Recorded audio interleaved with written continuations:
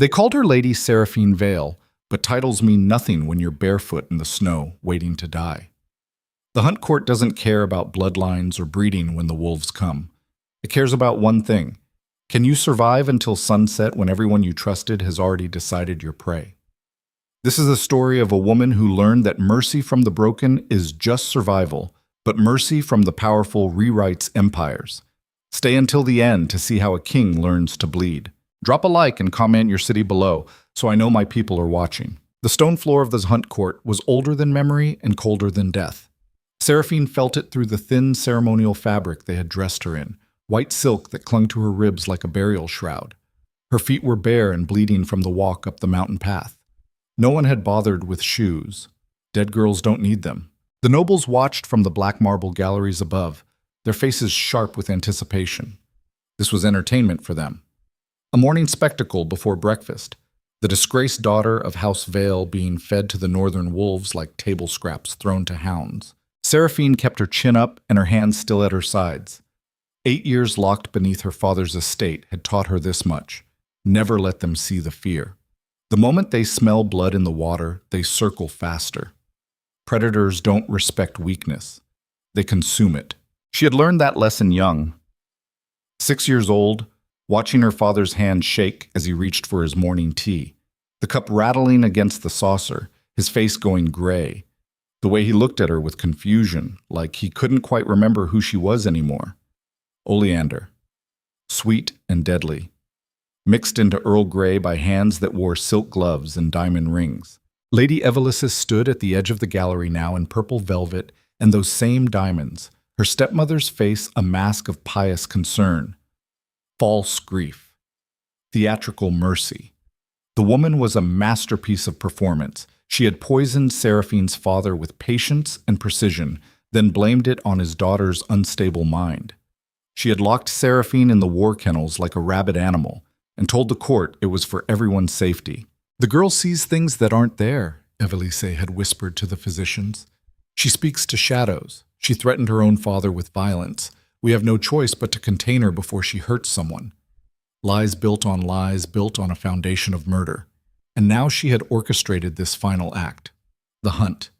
The old law. The perfect execution disguised as sacred tradition. Seraphine's fingers twitched at her sides. She wanted to scream. She wanted to tear that diamond necklace off Evelise's throat and watch her choke on her own lies. But rage was a luxury she couldn't afford. Rage made you sloppy. Rage got you killed. The kennels had taught her that too.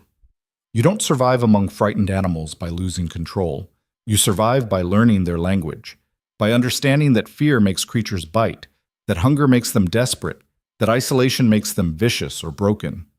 She had refused to break, so she breathed through her nose and focused on the gate. The hunt gate was carved from iron and bone, ancient symbols from the first kingdoms etched into metal that had tasted 1,000 offerings.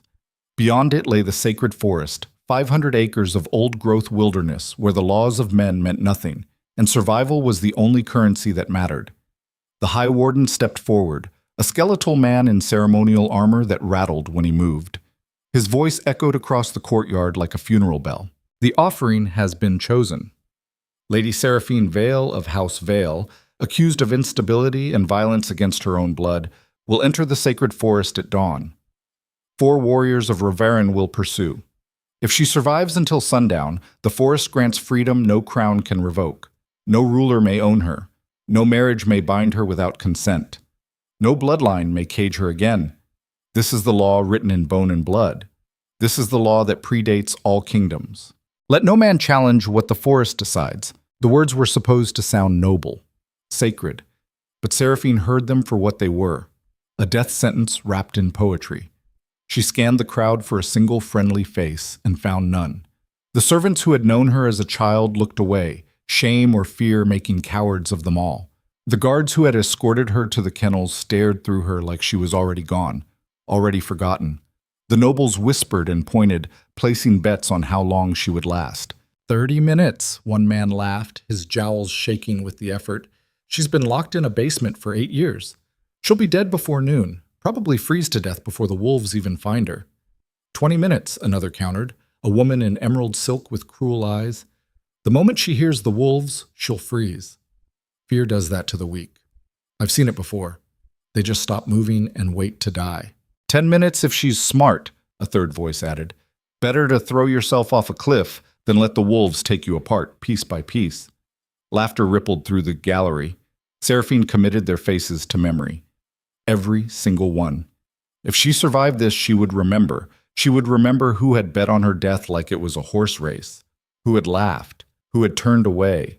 The kennels had taught her about memory too, how to hold on to rage without letting it burn you alive, how to store it somewhere cold and dark where it would wait, patient and ready, until the moment you needed it. The High Warden turned toward the forest gate and raised his staff. The iron mechanisms groaned and began to open.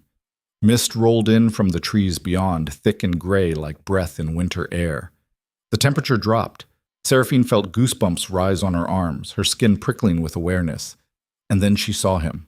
Alpha King Draven Mordane sat motionless on a warhorse at the edge of the tree line, so still he could have been carved from stone. His armor was black leather and silver fur, the kind of protection that stopped arrows and turned blades.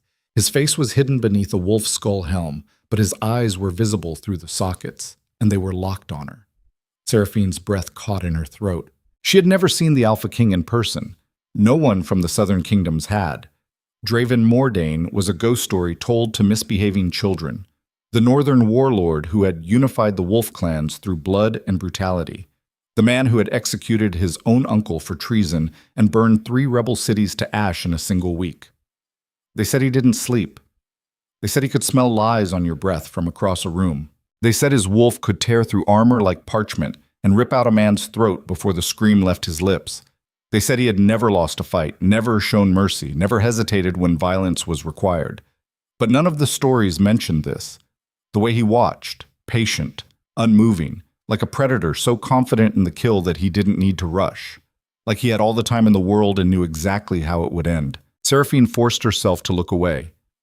Whatever the Alpha King wanted, it didn't matter. She had one goal: survive until sunset. Everything else was noise. Everything else was distraction. The High Warden's voice cut through the morning air like a blade. Let the hunt begin. The bells rang, deep and resonant, echoing across the mountains. Seraphine ran. Ike. The forest swallowed her whole. One moment she was stumbling through the gate into mist. The next she was surrounded by trees so thick the sky disappeared. The ground beneath her feet was soft with moss and rot, uneven and treacherous. Branches clawed at her ceremonial silk and tore it to ribbons within minutes. Good. The fabric was useless anyway.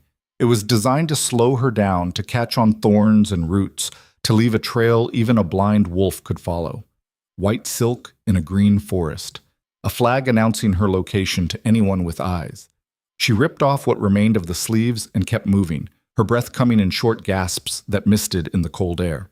Her feet were already numb from the cold, but that was a blessing. Numb meant she couldn't feel the cuts from the rocks and thorns. Numb meant she could keep running without the pain dragging her down. Behind her she heard the howl. Not a wolf. A man imitating one. The Ravaran warriors announcing the chase had begun. Seraphine's heart slammed against her ribs like it was trying to break free. She forced herself to slow down. Panic burned energy. Panic made you stupid. Panic made you run in straight lines until you collapsed and died gasping in the dirt. She needed to think. The war kennels had taught her this. Wolves don't chase randomly. They herd. They coordinate. They cut off escape routes and drive prey toward killing grounds. They exhaust their target and then strike when resistance is gone, when the fight has bled out of tired muscles and empty lungs.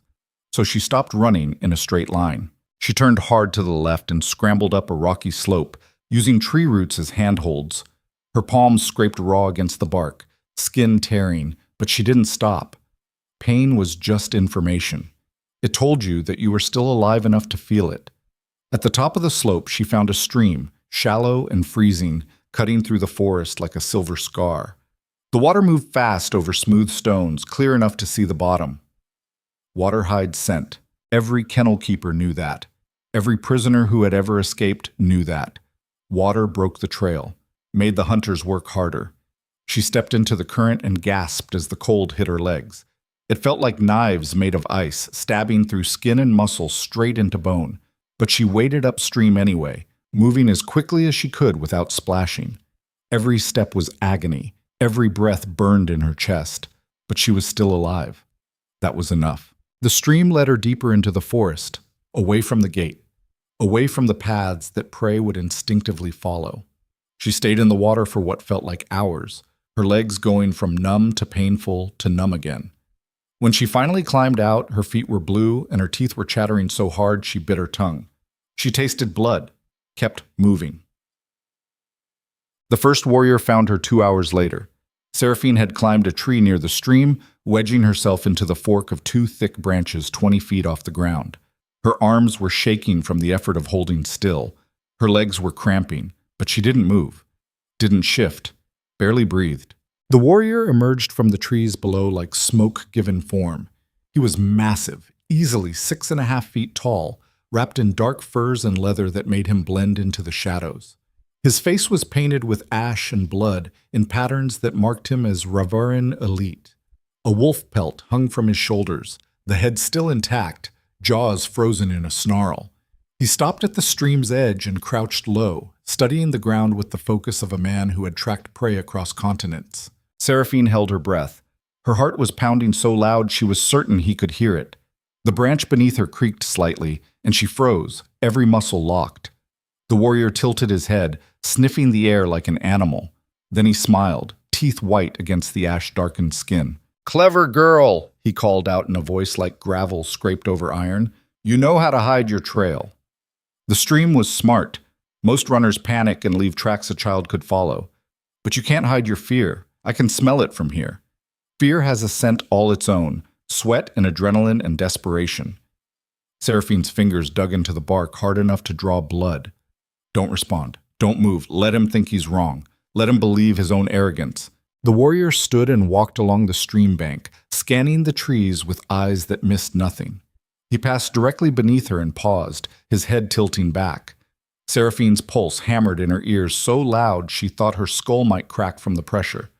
The warrior stared up into the branches, right at her hiding spot. She could see his eyes now, pale gray, cold, measuring. Then he smiled wider and kept walking. A test. He had seen her. She was certain of it. But he had walked on anyway. Why? The answer hit her like a fist to the gut. Because the hunt wasn't about the kill. It was about the chase, about proving she deserved to be prey. If he killed her now, hiding in a tree 2 hours in, there was no glory in it, no story worth telling. These men didn't just want her dead, they wanted her earned. Seraphine waited until he disappeared into the mist before she allowed herself to breathe. Her entire body was trembling, muscles screaming from holding position for so long. Not from cold, from the realization of how close that had been. From understanding that she was being toyed with by men who killed for entertainment. She stayed in the tree for another hour, watching the forest below, listening for footsteps or breathing or the snap of a branch. When she was certain the warrior was gone, she climbed down carefully, testing each handhold, each foothold, before committing her weight. Her feet hit the ground, and she nearly collapsed. Her legs had gone stiff from the cold and the cramping. She forced them to move anyway, stumbling deeper into the woods, away from the stream, away from anywhere predictable. Bakupa. By midday, Seraphine was barely standing. Exhaustion dragged at her limbs like chains made of lead. Her feet were shredded, leaving bloody prints on the moss. Her hands were raw, knuckles scraped down to meat. The ceremonial silk hung from her in tatters, offering no protection from the cold or the thorns that tore at exposed skin. But she was still alive, still moving, still refusing to die for their entertainment. She found shelter in a hollowed-out tree trunk, just large enough to crawl inside if she made herself small. The interior smelled like rot and animal musk, like something had died in here seasons ago and the stink had never quite left, but it was dry and hidden from sight. She pulled herself in and collapsed against the wood, gasping for air that wouldn't quite fill her lungs. Think, think, think.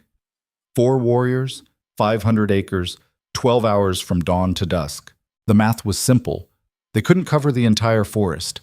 Even with their training, their speed, their knowledge of the terrain, they couldn't be everywhere at once. They would focus on the likely paths, game trails, clearings, water sources, anywhere prey would instinctively run when fear overrode intelligence. So she needed to go where prey wouldn't go. Seraphine forced herself to crawl back out of the tree. Her legs screamed in protest, muscles threatening to give out entirely. But she ignored them. Pain was just information. It told you that you were still alive enough to feel it, still human enough to hurt. She moved toward the densest part of the forest, where the underbrush was so thick it formed walls of thorns and brambles. The kind of terrain that slowed everyone down equally. The kind of place where size and strength mattered less than determination and the willingness to bleed for every inch of progress. The kind of place where a girl raised in a kennel might actually have an advantage, because the kennels had taught her about suffering, about pushing through pain when stopping meant death, about finding strength in places most people never had to look. Yeah, the second warrior found her in the thicket. Seraphine didn't see him coming. One moment she was pulling herself through a tangle of thorns, blood running down her arms from a dozen small cuts. The next, a hand clamped around her ankle and yanked her backward. She hit the ground hard, the air slamming out of her lungs. Stars exploded across her vision. The warrior loomed over her, bigger than the first, his face twisted in a grin that showed too many teeth. "Got you," he growled, his breath hot and rank. "Thought you were smart hiding in the thorns, but you left a blood trail a mile long. Might as well have painted arrows pointing right at you." Seraphine kicked. Her heel connected with his jaw and his head snapped back with a crack of bone on bone. She didn't wait to see if it hurt. She rolled sideways and scrambled to her feet, running before her brain caught up with her body. The warrior roared behind her, fury and pain mixing into a sound that barely qualified as human.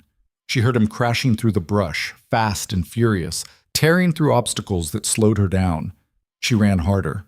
Her lungs burned like she was breathing fire instead of air. Her vision blurred at the edges, darkness creeping in. The forest became a smear of green and gray, shapes without definition.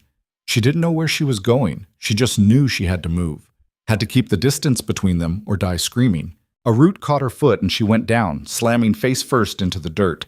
The impact split her lip wide open. Blood filled her mouth, warm and copper-tasting. She spat it out and tried to rise. The warrior's footsteps were right behind her. Seraphine rolled onto her back and grabbed a rock, the biggest one she could reach. It filled her palm, rough and heavy. When the warrior lunged, she swung with everything she had left. The rock connected with his temple with a sound like a mallet hitting meat. He staggered, his eyes going wide with shock. She hit him again and again. The warrior dropped to one knee, blood streaming down the side of his face, soaking into his furs. He looked at her with something between shock and respect, his eyes focusing and unfocusing like he couldn't quite believe what was happening. "You fight like a wolf," he said quietly, his words slurring. "Not prey." "Wolf." Then he collapsed forward into the dirt and didn't move. Seraphine stared at him, her chest heaving like a bellows. Her hands were shaking so badly she dropped the rock. It landed next to the warrior's head with a dull thud. She had just knocked out a Rivaran warrior, a trained killer, a man who had probably killed more people than she had ever met, a man bred and raised for violence. She wanted to scream. She wanted to cry. She wanted to lie down next to him and never get up. But the sun was still high in the sky, barely past noon, and she was still being hunted, so she ran. The third warrior was waiting for her at the river crossing. Seraphine saw him before he saw her, which was the only thing that saved her life. He stood in the shallows with his back to her, washing blood from his hands in the current. Human blood or animal, she couldn't tell. Didn't matter. The water ran red around his fingers. She needed to cross that river. The water was too deep and too fast to wade through anywhere else. She had followed the bank for a mile in each direction, searching for another option, but the current was brutal and the rocks were slick. The crossing was the only safe option, and he knew it. Of course he knew it. These men weren't stupid. They were hunters. They understood prey psychology. They knew tired, desperate creatures made predictable choices. Water, shelter, the path of least resistance. Seraphine crouched in the undergrowth and studied him. He was smaller than the other two, wiry and quick-looking. His movements were precise, controlled. No wasted motion. This wasn't a man who relied on brute strength. This was a hunter who killed with patience and planning. She needed a different approach. Seraphine picked up a stone and threw it hard to her left. It hit a tree with a sharp crack that echoed through the forest. The warrior's head snapped toward the sound like a puppet on strings. He moved into the forest without hesitation, silent and fast. Seraphine sprinted for the crossing. Her feet hit the water and she nearly fell. The current was stronger than it looked, pulling at her legs with the force of a living thing trying to drag her downstream. She fought forward, step by step, the water rising to her waist, then her chest. The cold was worse than the stream had been. This was deep water, glacier-fed, cold enough to stop your heart if you stayed in too long. Halfway across, she heard the shout. He had realized. She didn't look back. She threw herself forward and swam the last few feet, clawing at the rocks on the far side. Her fingers found purchase on stone slick with moss, and she hauled herself up onto the bank, gasping and choking, water streaming from her hair and the remains of her dress. The warrior was already in the water behind her, moving faster than should have been possible. Seraphine ran. Her legs were numb from the cold, unresponsive. She fell twice in the first 100 yards, scrambling back up each time on instinct alone. The warrior was gaining. She could hear him breathing, could hear the splash of water as he closed the distance. She broke through a line of trees and found herself at the edge of a steep slope. No time to think. She jumped. The fall seemed to last forever. She hit the ground hard and rolled, branches and rocks tearing at her. When she finally stopped, she was at the bottom of a ravine, bruised and bleeding and barely conscious. Above her, the warrior appeared at the edge. He looked down at her, his face unreadable. Then he smiled and started climbing down. Seraphine forced herself to move. Every part of her body screamed in protest. She crawled through the ravine, following it deeper into the forest, away from the light. Behind her, the warrior followed. Not rushing, just following. Like he had all the time in the world. Assis. Sunset was close. Seraphine could feel it in the light, the way the shadows stretched long and thin across the forest floor like fingers reaching for her. The temperature was dropping. Another hour. Maybe less. She stumbled into a clearing and fell to her knees. She couldn't run anymore. Her body was done. Every muscle had given everything it had, and then some. Her vision swam. Blood and mud covered her from head to toe. She couldn't tell anymore what was injury and what was just dirt. But she was still alive. Still here. Still refusing to give them the satisfaction. The clearing was small, ringed by ancient oaks that must have been growing before kingdoms had names.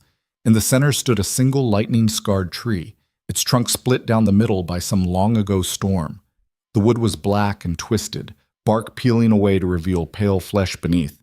But the tree still lived, still grew, new branches reaching toward the sky from the wound. Seraphine crawled toward it and pressed her back against the trunk.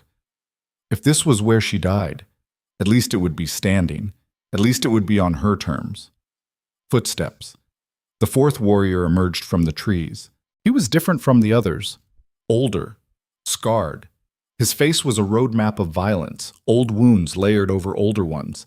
His eyes were the color of winter ice, cold and measuring. He didn't rush forward, didn't grin or mock or celebrate. He just studied her like a problem to be solved. "You survived longer than anyone expected," he said quietly, his voice surprisingly gentle. "That takes skill. Or luck. Maybe both. Either way, it ends now. You've earned a clean death. I'll make it quick." Seraphine's hands curled into fists against the ground. Her body had nothing left to give, but her mind was still sharp. Still fighting, still screaming that she refused to accept this ending. She thought of her father, poisoned and blamed on her, the way his hands had shaken, the confusion in his eyes. She thought of 8 years in the kennels, locked away like an animal, sleeping on straw, eating scraps, being treated as less than human by people who should have protected her. She thought of Evelise's smile as they marched her to the hunt court, the satisfaction in those eyes, the certainty that this problem was finally being eliminated. And something inside her broke, not broke as in shattered, broke as in opened, like a door that had been locked her entire life suddenly swinging wide. Light erupted from her hands, not fire, not lightning, something else.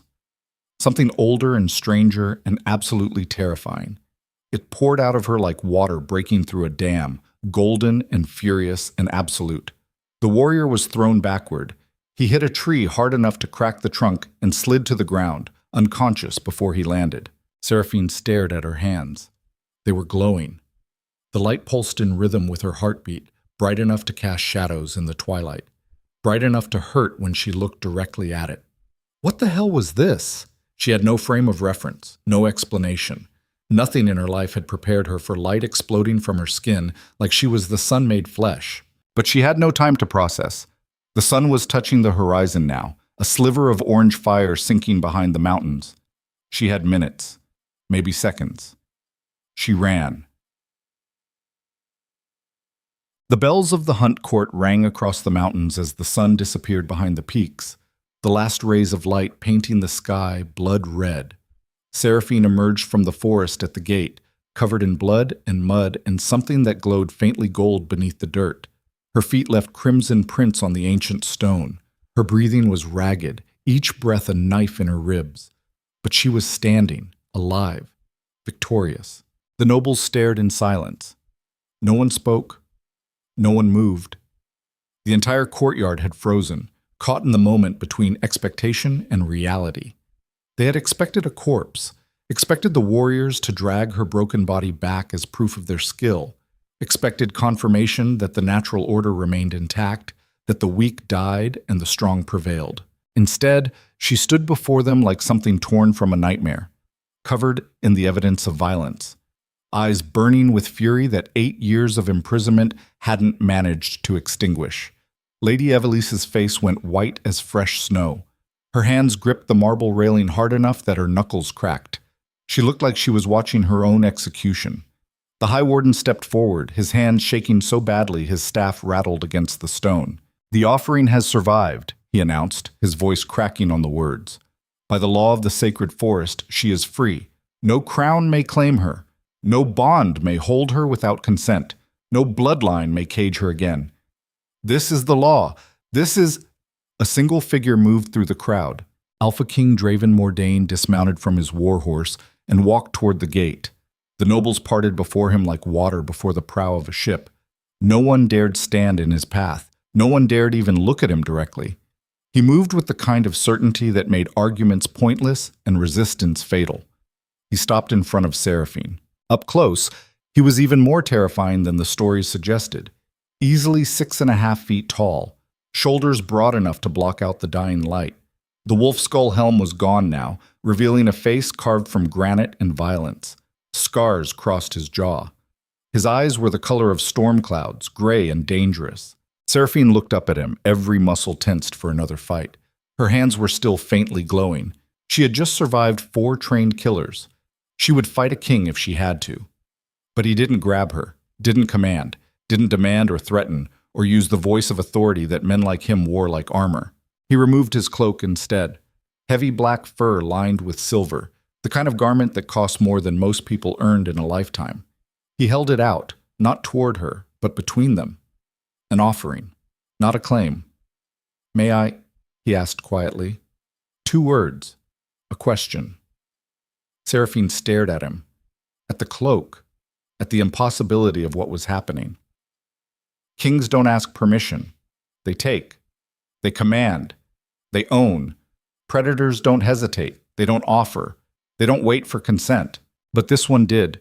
She nodded, too exhausted to speak, too shocked to process, too broken and bleeding to understand what this meant. Draven placed the cloak around her shoulders with a gentleness that felt impossible from a man his size, like he was handling something precious and fragile, something that might shatter if touched too roughly. The warmth of it hit her like a physical thing. After hours in the freezing forest, after water and cold and fear, the fur was like being wrapped in summer sunlight. Her legs buckled. He caught her before she fell, one arm around her waist, supporting her weight like she was nothing, like she was everything.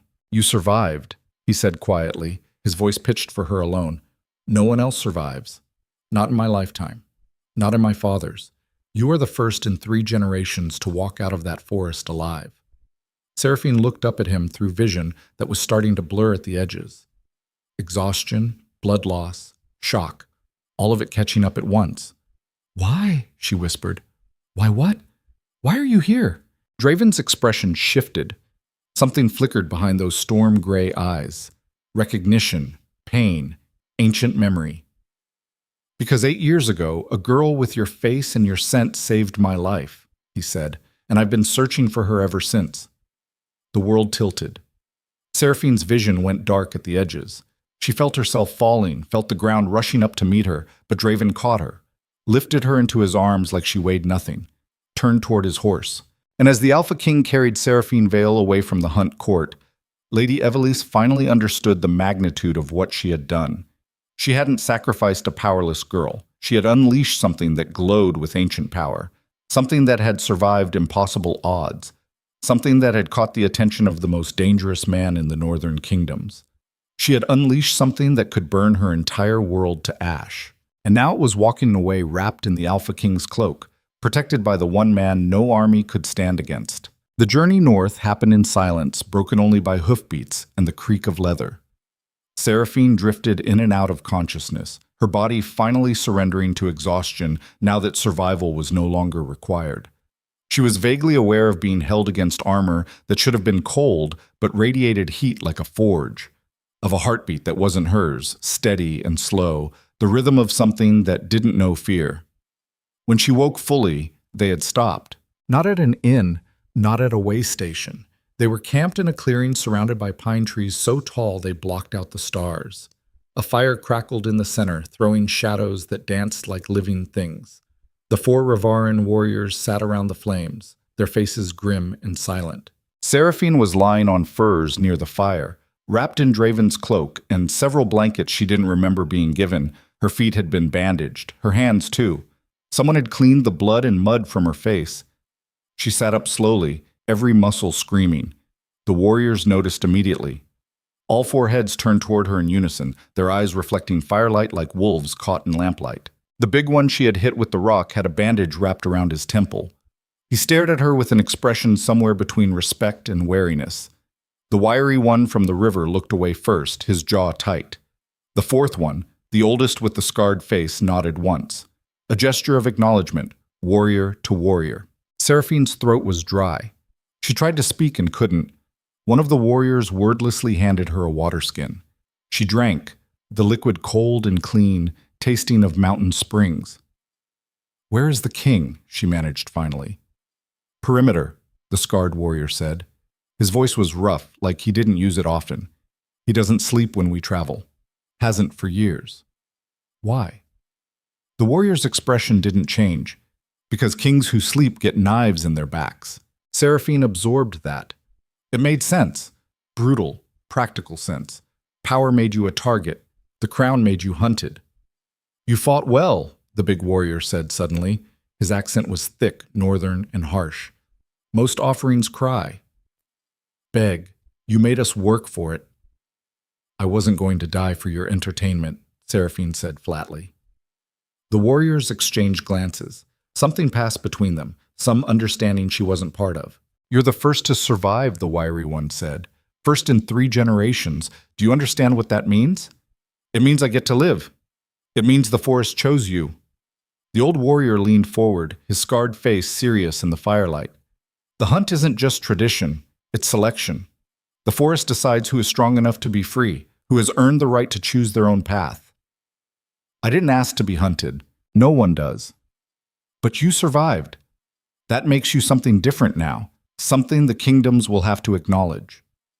Seraphine pulled the cloak tighter around her shoulders. The implications were too big to process. She had spent 8 years in a kennel being told she was broken, dangerous, unstable. Now these warriors were looking at her like she was something else entirely. "Why did he come?" she asked. "The king. Why was he at the Hunt Court?" Silence. The warriors looked at each other again.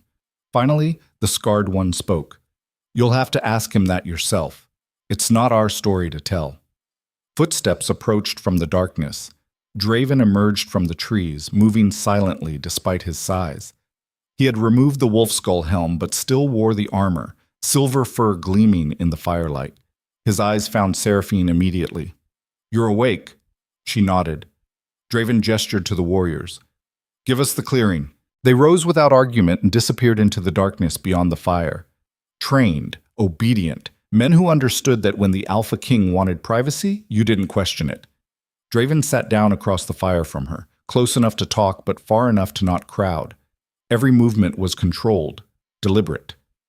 "How do you feel?" he asked. "Like I got chased through a forest by 4 killers."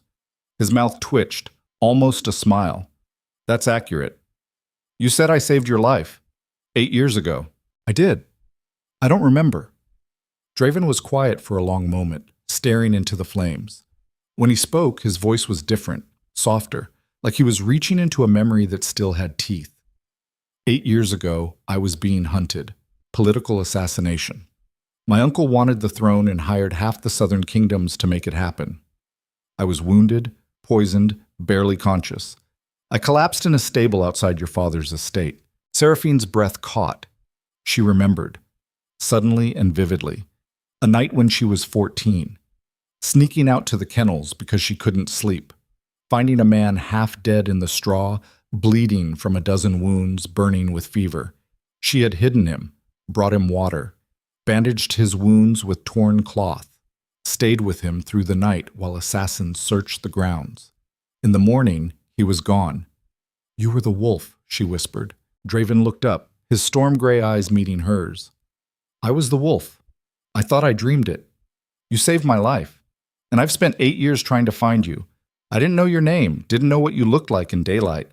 I only had your scent, rainwater and cedar ash, and the memory of a girl brave enough to hide a dying stranger from killers. Why didn't you come back?" His jaw tightened. "Because by the time I recovered and returned to your father's estate, you were gone, locked away. Your stepmother told everyone you were dangerous, unstable. She wouldn't let anyone see you, and I had no proof, no claim, no right to demand anything. So you waited. So I waited. And I searched. And when I heard about the hunt, about Lady Seraphine Vale being offered to the sacred forest, I knew." Draven's hands curled into fists. "I knew it was you, and I knew I had to be there, to save me, to witness." His voice was hard now, bitter. "I couldn't save you. The law is absolute. If I had interfered with the hunt, I would have broken sacred tradition, started a war, destroyed the only law that protects the powerless from being claimed by force. So you watched. So I watched. And every second of it was torture." Seraphine studied him across the fire. The Alpha King, the most feared man in the northern kingdoms. And he was sitting here telling her that watching her run for her life had been torture. The question burned in her throat. She asked it anyway. "Why do you care?" Draven was silent for so long she thought he wouldn't answer. When he finally spoke, his voice was raw.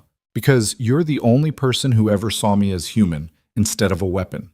You were 14 years old, and you looked at a dying wolf and decided he was worth saving. You didn't know I was a king, didn't know what I could give you in return. You just saw something suffering and chose mercy. That doesn't explain why you're still looking." Draven met her eyes. "Because I've spent my entire life being worshipped and feared and used. Everyone wants something from the Alpha King, power, protection, permission to destroy their enemies. But you just wanted me to live, and I've never forgotten what that felt like." The fire crackled between them. Seraphine didn't know what to say. This man had turned the northern kingdoms upside down, searching for a memory, for a girl who had shown him kindness when he was powerless. "What happens now?" she asked. "Now I take you to Raverin. You'll have sanctuary, safety. No one can touch you there. And then you decide." Draven's voice was firm. "You choose your own path. I won't claim you, won't bind you, won't force anything. You earned freedom in that forest. I'm just making sure you get to keep it." Seraphine pulled the cloak tighter. She wanted to believe him, but she had learned young that power always took, always demanded, always consumed. "I don't trust you," she said bluntly. "Good." Draven's expression didn't change. "You shouldn't. Trust is earned." "I'll earn it." "How?" "By keeping my word. By giving you space. By proving that not all kings are tyrants." He stood, towering over her in the firelight. "Get some rest. We ride at dawn." He walked away into the darkness, leaving her alone by the fire. Seraphine lay back down on the furs and stared up at the trees. Her body was exhausted, but her mind was racing. She had survived the hunt. She had discovered some kind of power that lived in her blood, and she was now under the protection of a king who claimed he wanted nothing from her.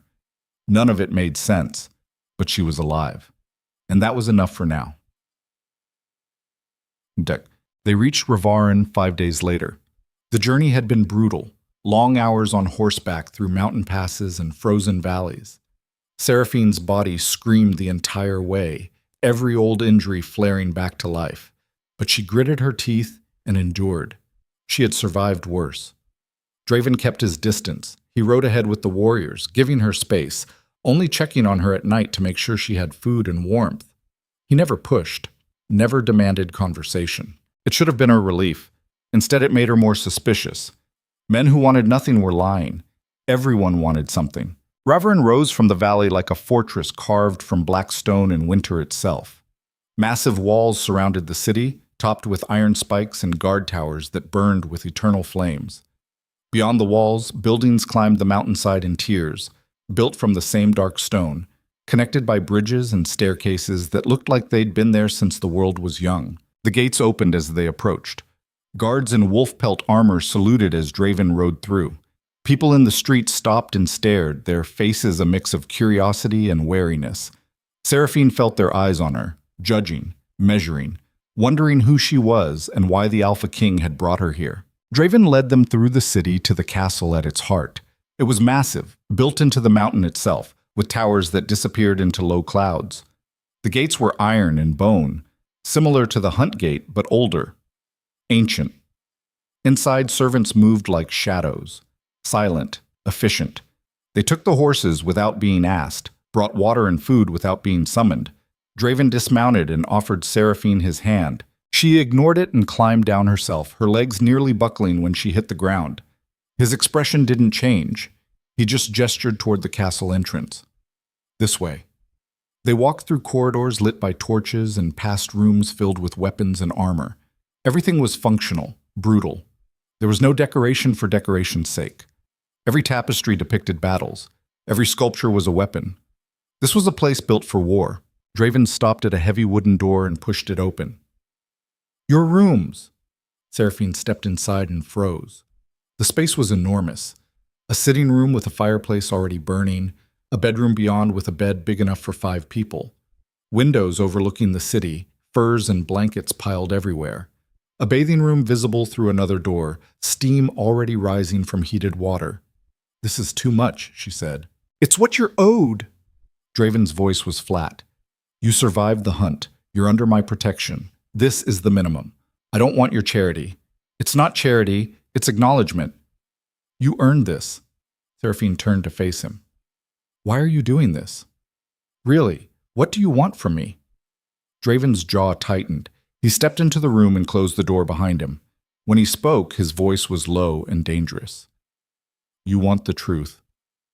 Yes. The truth is that I've spent 8 years searching for you. The truth is that you're the only person who ever saw me as something other than a weapon or a throne. The truth is that everything in me wants to claim you, bind you, keep you where I can protect you from everything that wants to hurt you. Seraphine's heart slammed against her ribs. But I won't. Draven's hands curled into fists at his sides. Because you didn't survive that forest just to be caged again. You didn't earn your freedom just to hand it over to me. So I'm giving you space. I'm giving you choice. I'm giving you the one thing no one else ever has, which is the ability to walk away. Silence filled the room like a physical thing. Seraphine stared at him, at the tension in his shoulders, at the way his hands shook slightly before he locked them behind his back. This was a man at war with himself, a man whose every instinct screamed possession, but whose mind demanded restraint. And that terrified her more than anything, because it meant he was telling the truth. Get some rest, Draven said quietly. I'll have food sent up. If you need anything, tell the servants. If you want to leave, the gates are open. He turned and walked out, closing the door behind him with a soft click. Seraphine stood alone in the enormous room and tried to process what had just happened. The Alpha King had just told her she could leave, had given her luxury and protection and asked for nothing, had admitted he wanted her and then walked away. She didn't know what to do with that. So she did the only thing that made sense. She locked the door, dragged a chair in front of it for good measure, and collapsed onto the bed. Sleep took her before she could think about what came next. The nightmares came that night like they always did. Her father's face going gray, Evelisa's smile, The kennels, the cold, the hunger, the guards who looked through her like she wasn't human. 8 years of being told she was broken, dangerous, wrong. And then the hunt, the warriors, the chase, the moment she thought she would die. The light exploding from her hands. Seraphine woke screaming. She was tangled in blankets, her heart racing, sweat soaking through the thin nightdress someone had left for her. The fire had burned down to embers. The room was dark and cold. She couldn't breathe, couldn't think, couldn't... A knock at the door. Seraphine. Draven's voice. Rough. Urgent. Are you hurt? She couldn't answer. Her throat had closed up. Her hands were shaking. I'm coming in. The door rattled, locked. The chair scraped against stone as he pushed harder. Move the chair, he ordered. Now. Seraphine forced herself to stand on legs that didn't want to hold her. She stumbled to the door and pulled the chair away. The lock clicked and Draven was inside, filling the doorway, his eyes scanning the room for threats. What happened? He demanded. Nightmare. The word came out broken. Just a nightmare. Draven's expression shifted. The warrior readiness faded, replaced by something softer, more human. He crossed the room and began building up the fire, adding wood until flames roared back to life. Heat flooded the space. You're safe here, he said, without looking at her. Nothing can hurt you in Raverin. I know. Seraphine wrapped her arms around herself. That doesn't stop the dreams. No, it doesn't. The way he said it made her look at him. Really look. And she saw it. The shadows under his eyes. The tension that never quite left his shoulders. The way he moved like sleep was a luxury he couldn't afford. You have them too, she said quietly. Draven didn't answer. He just stared into the fire. What do you dream about? She pressed. His jaw worked. Things I've done. Things I've had to do. People I've killed. People I couldn't save. The throne. Among other things. He finally looked at her. Power doesn't come free. You pay for it in sleep, in peace, in every quiet moment where your mind reminds you what you've become. And what have you become? A monster wearing a crown. The honesty in his voice hit her like a fist. This wasn't the Alpha King speaking. This was just a man, tired, haunted, carrying weight that would break most people. Seraphine sat down on the edge of the bed. You saved me. I did nothing. You saved yourself. You gave me your cloak. You brought me here. You're keeping me safe when you could have left me to die. Draven's expression was unreadable. That's not mercy. That's selfishness. I want you alive. I want you near me. That's not noble. That's just instinct. Then why haven't you claimed me? Because claiming you would make me exactly what I'm afraid of becoming. Which is a tyrant. Draven's voice was hard. My father was a tyrant. He took what he wanted and called it strength. He broke people and called it discipline. He died alone and hated, and I swore I would never become him. But every day, I feel it. The pull, the instinct to dominate, to possess, to control everything and everyone, because that's what keeps you safe. But you don't. Not yet. He met her eyes. But it's a choice I have to make every single day. And some days it's harder than others. Seraphine absorbed that. The Alpha King was telling her that he was one bad day away from becoming a monster. That restraint was a battle he fought constantly. That the crown was a weight that crushed you slowly unless you were strong enough to carry it without breaking. Why are you telling me this? She asked. Because you asked, and because you deserve to know what you're dealing with. I'm not dealing with anything. I'm just trying to survive. Draven stood. The fire cast his shadow across the wall, enormous and dark. I'll leave you to rest. Wait. He paused. Seraphine didn't know what she was doing, didn't know what she wanted, but the room felt too big and too empty and the nightmares were waiting in the dark. Stay, just until I fall asleep. Draven's expression shifted. Surprise. Wariness. Something else she couldn't name. That's not a good idea. I'm not asking for anything else. Just don't leave me alone with the dreams. He was quiet for a long time. Then he nodded once and sat down in the chair by the fire, his back to the wall, his eyes on the door. Seraphine lay back down and pulled the blankets up. The fire crackled. Draven's presence filled the room like a shield between her and the nightmares. She fell asleep watching him watch the door.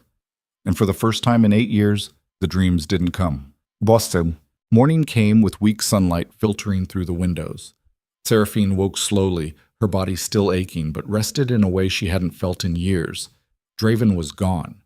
But the fire was still burning, and there was a tray of food on the table. Bread, cheese, fruit, hot tea. Seraphine ate slowly, savoring every bite. Real food. Not scraps. Not kennel rations. Actual meals prepared by someone who cared about taste. A knock at the door. "Come in." A woman entered, older, with silver hair and sharp eyes. She wore practical clothing, leather and wool, and moved with the confidence of someone who knew exactly who she was. "I'm Marin," she said without preamble. "The king asked me to check on you, see if you need anything." "I'm fine."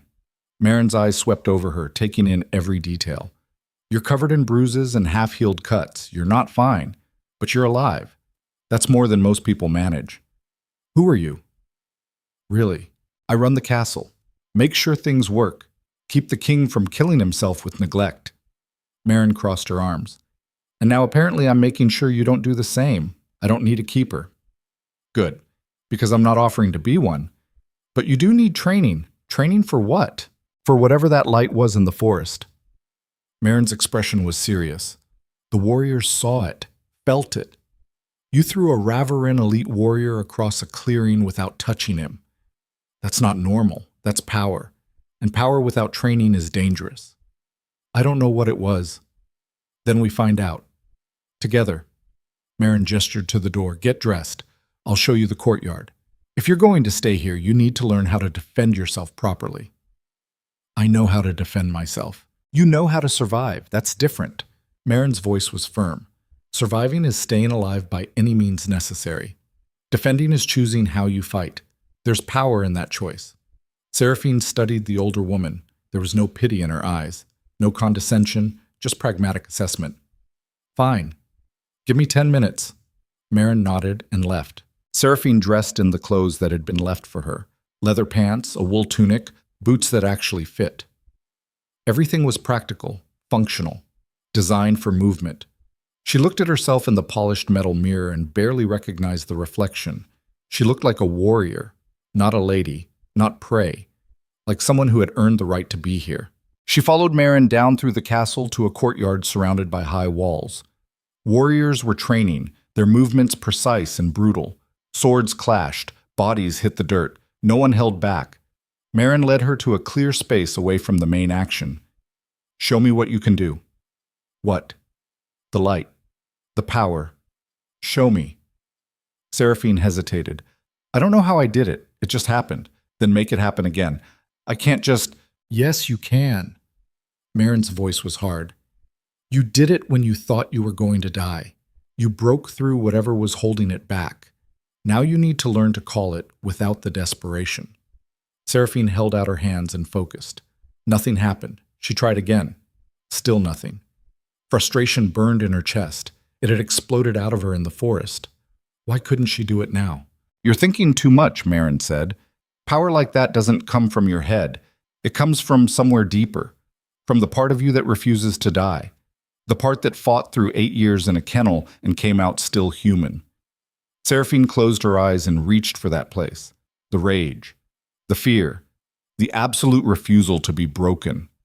Light flickered in her palms. "Good." Marin's voice was calm. "Now hold it. Don't let it consume you. Control it." The light grew brighter, hotter. Seraphine felt it pulling at her, demanding to be released. "Control it," Marin repeated. Seraphine gritted her teeth and forced the light to obey, to dim, to pulse in rhythm with her heartbeat instead of exploding outward. The light faded. She opened her eyes, gasping. "Better," Marin said. "You'll practice every day. Build the muscle. Learn to call it and dismiss it at will. Power is only useful if you can wield it." "Why are you helping me?" "Because the king asked me to. And because I've seen what happens to people with power they can't control." Marin's expression was grim. "They either destroy themselves or everyone around them. You seem like you'd prefer a third option." Seraphine nodded, still catching her breath. A commotion at the courtyard entrance. The warriors stopped training and turned. Draven strode in, his presence commanding immediate attention. But he wasn't alone. A man walked beside him, older, dressed in the formal robes of a southern noble. His face was twisted with barely controlled fury. Seraphine's blood went cold. She knew that face. Lord Castor, one of Evelise's allies, one of the men who had bet on her death at the Hunt Court. Draven's voice carried across the courtyard, cold and absolute. This is Lord Castor of House Brennan. He has come to make a formal complaint. It seems he believes I have stolen property that belongs to the southern kingdoms. His eyes found Seraphine across the courtyard. He's demanding I return you to stand trial for your father's murder. The courtyard went silent.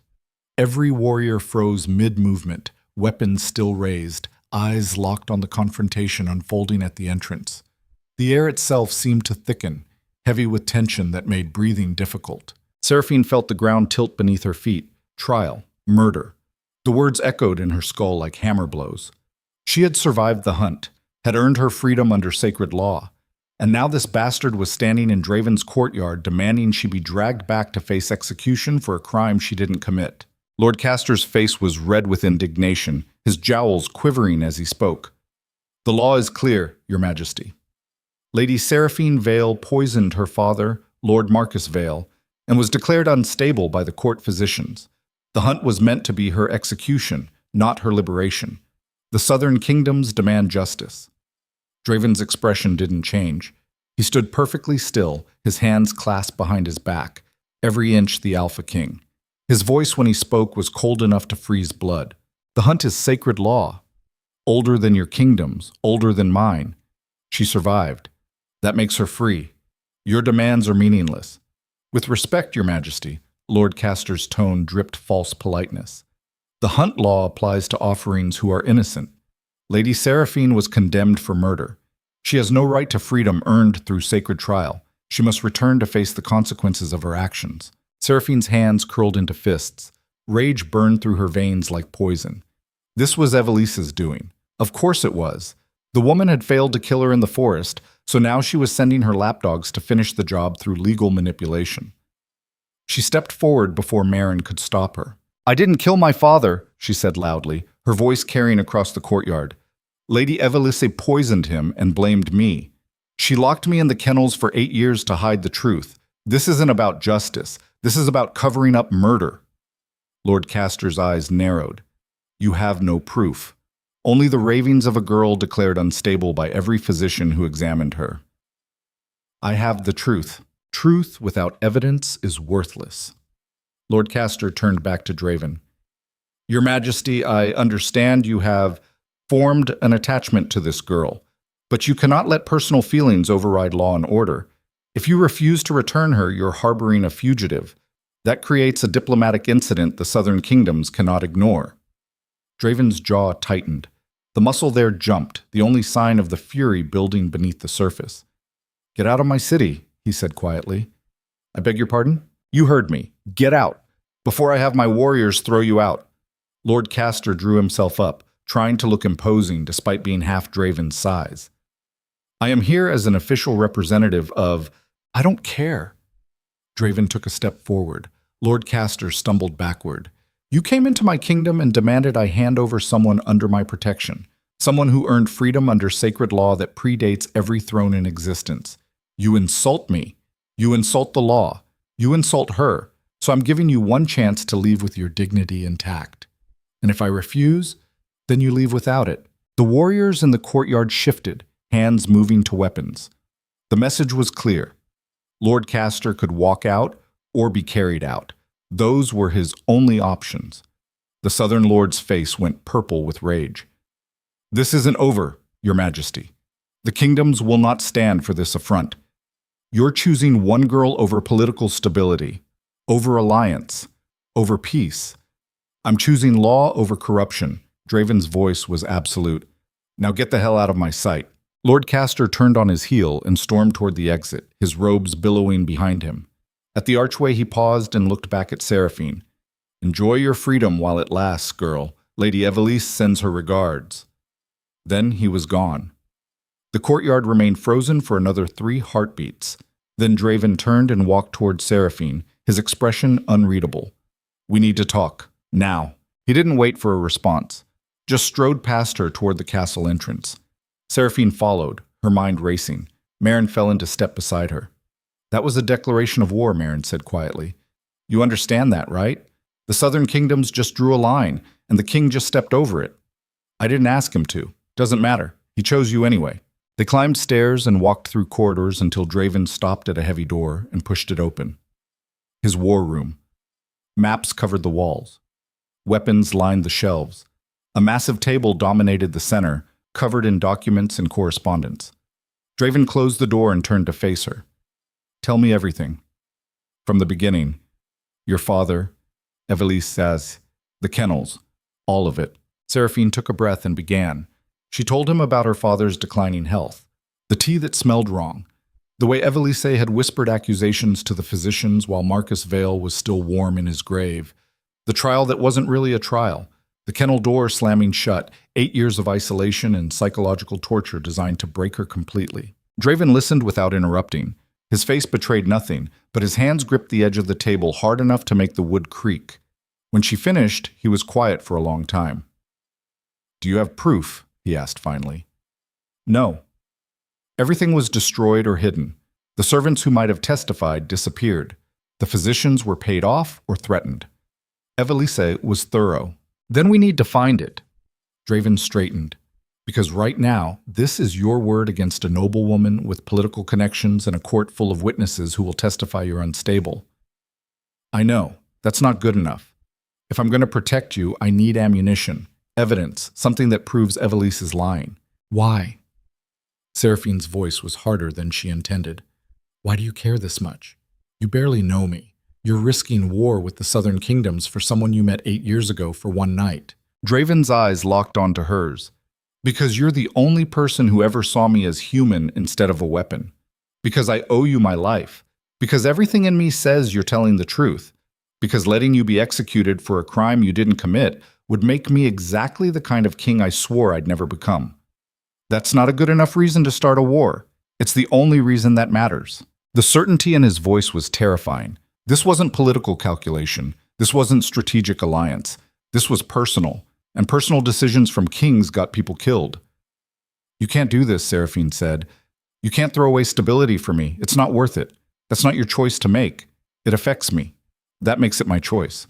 Draven moved around the table until he was close enough that she had to tilt her head back to meet his eyes.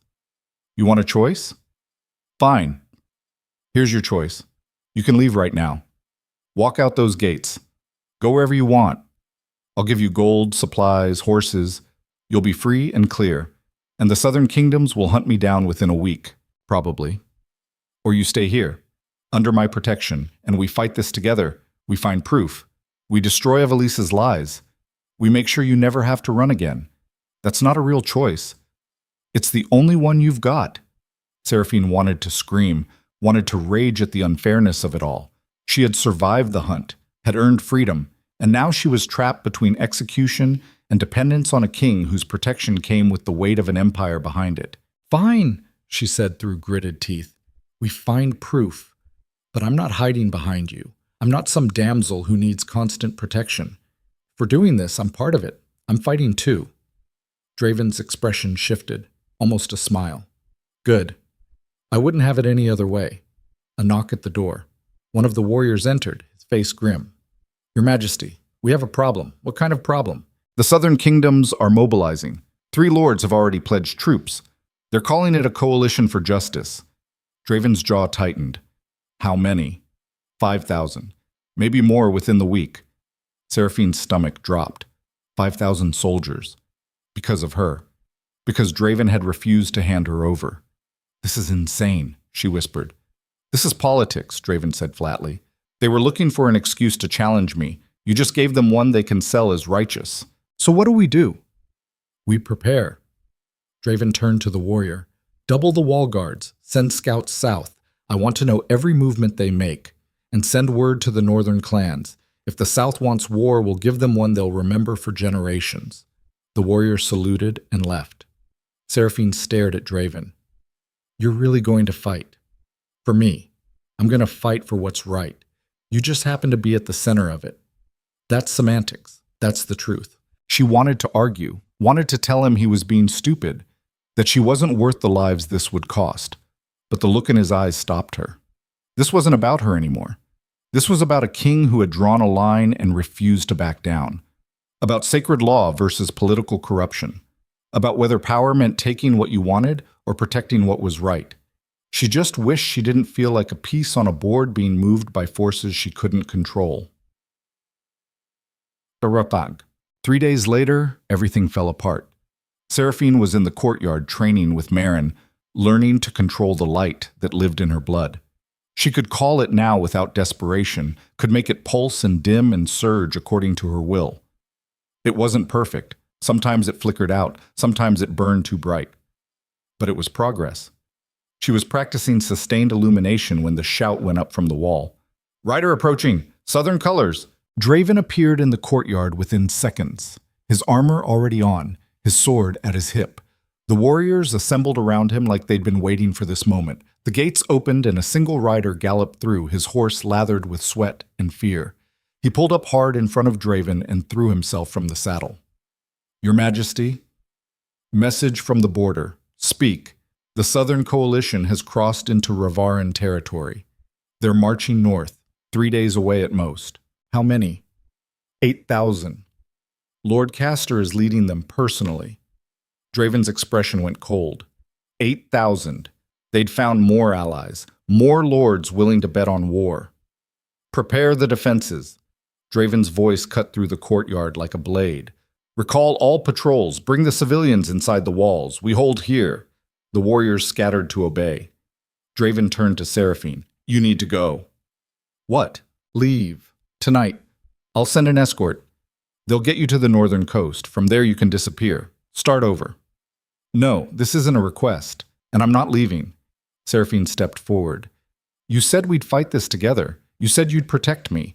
Running away isn't protection. It's surrender. Running away keeps you alive." Draven's voice was hard. 8,000 soldiers are coming here to kill you, to punish me for protecting you. If you stay, you die. If you die, this was all for nothing. If I run, you lose anyway. They'll call it proof of guilt. They'll say you were harboring a murderer and I fled because I couldn't face justice. You'll be marked as corrupt, weak. Everything you've built will crumble. Better that than you dead. That's not your choice to make. Draven's hands curled into fists. His eyes were blazing now, the restraint fraying at the edges. "You don't understand what you're asking. If you stay, I have to defend you. I have to fight 8,000 men to keep you safe. People will die. My people, your people, if the South breaks through, all of that blood will be on us." "I know." Seraphine's voice didn't waver. "And I'm staying anyway. Because running means Evelise wins.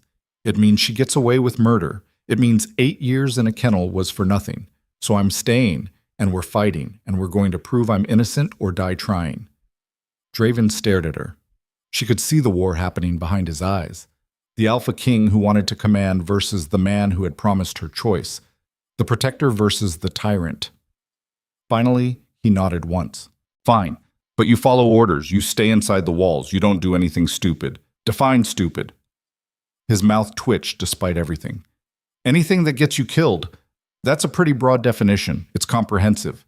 A commotion at the gate, another rider. This one was different, clean, well-dressed. Not a soldier. Draven's expression darkened. "I know that livery." The rider dismounted and approached, holding out a sealed letter. "Your Majesty, from Lady Evelise of House Vale." Draven took the letter and broke the seal. His eyes scanned the contents. With each line, his face grew colder. "What does it say?" Seraphine asked. Draven's voice was flat when he read it aloud. "To His Majesty, Alpha King Draven Mordane. I write to offer terms for the peaceful resolution of this unfortunate conflict. Return Lady Seraphine Vale to stand trial for the murder of her father, and the Southern Coalition will withdraw immediately. No blood need be shed. No war need be fought. All that is required is justice for Lord Marcus Vale and acknowledgement that sacred law does not supersede murder. If you refuse these generous terms, the Coalition will march on Ravaran and take Lady Seraphine by force. The choice is yours. Choose wisely. Choose peace. Signed, Lady Evelise Vale, Regent of House Vale." Silence filled the courtyard. Seraphine felt sick. Evelise had framed this perfectly, made it look like Draven was choosing war over justice, made herself look reasonable, generous. the victim seeking rightful closure. It's a trap, Maren said quietly. She's forcing your hand. Either you hand over Seraphine and look weak, or you fight and thousands die. Either way, she wins. Not necessarily. Draven's eyes were calculating now. She's made a mistake. What mistake?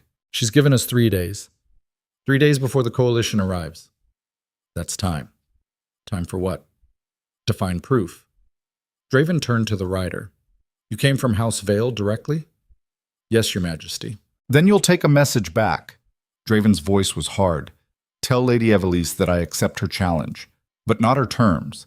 If she wants Lady Seraphine, she can come take her herself. No armies, no coalition, just her.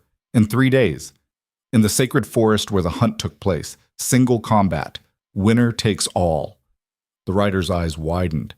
Your Majesty, that's not a negotiation. That's the offer. Take it or leave it. Lady Evelise is a noble woman. She doesn't fight.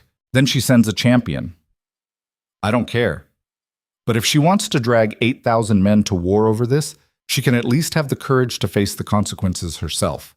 The rider hesitated, then nodded and mounted his horse. He was gone within seconds. Maren stared at Draven. That was either brilliant or insane. Both. Draven turned to Seraphine. She won't accept. She's a coward who hides behind hired killers and political manipulation. But it buys us time. And it puts the choice back on her. If she refuses, she looks weak to her own allies. And if she accepts, then I kill her champion and end this. You can't know you'll win. I always win. That's why I'm still king. Seraphine wanted to believe him, wanted to trust that this would work. But Evelise had spent 8 years outmaneuvering everyone. She wouldn't make a mistake now. Something was wrong. She could feel it in her bones. 1. 2 days passed in tense preparation. The walls bristled with warriors. Scouts reported the coalition had slowed its march, waiting for Evelise's response to Draven's challenge. The entire kingdom held its breath. Seraphine spent the time training harder, pushing her power further, learning to weaponize the light instead of just controlling it. Maren was a brutal teacher, offering no praise, only correction. You're still thinking of it as separate from you, Maren said after Seraphine's light flickered out for the 3rd time. It's not a tool. It's part of you. Like breathing. You don't think about breathing, you just do it. It doesn't feel like breathing, because you're afraid of it. Of course I'm afraid of it. I threw a warrior across a clearing. I could kill someone. You probably will eventually. Maren's voice was matter of fact. Power that can't kill isn't power. It's theater. The question is whether you can control who and when. That's a terrifying question. Welcome to having power. It's all terrifying. On the evening of the 2nd day, the response came. Draven was in the war room with his commanders when the messenger arrived. Seraphine was there too, studying maps, trying to understand the strategic positions. The messenger was different this time, older, more official. Your Majesty, Lady Evelise has accepted your challenge. Draven's eyes narrowed. She's sending a champion? No, Your Majesty, she's coming herself. The room went silent. Every commander turned to stare. That's impossible, one of them said. Lady Evelise has never held a weapon in her life. Nevertheless, she will meet you in the sacred forest in 1 day's time. Single combat, with one condition. What condition?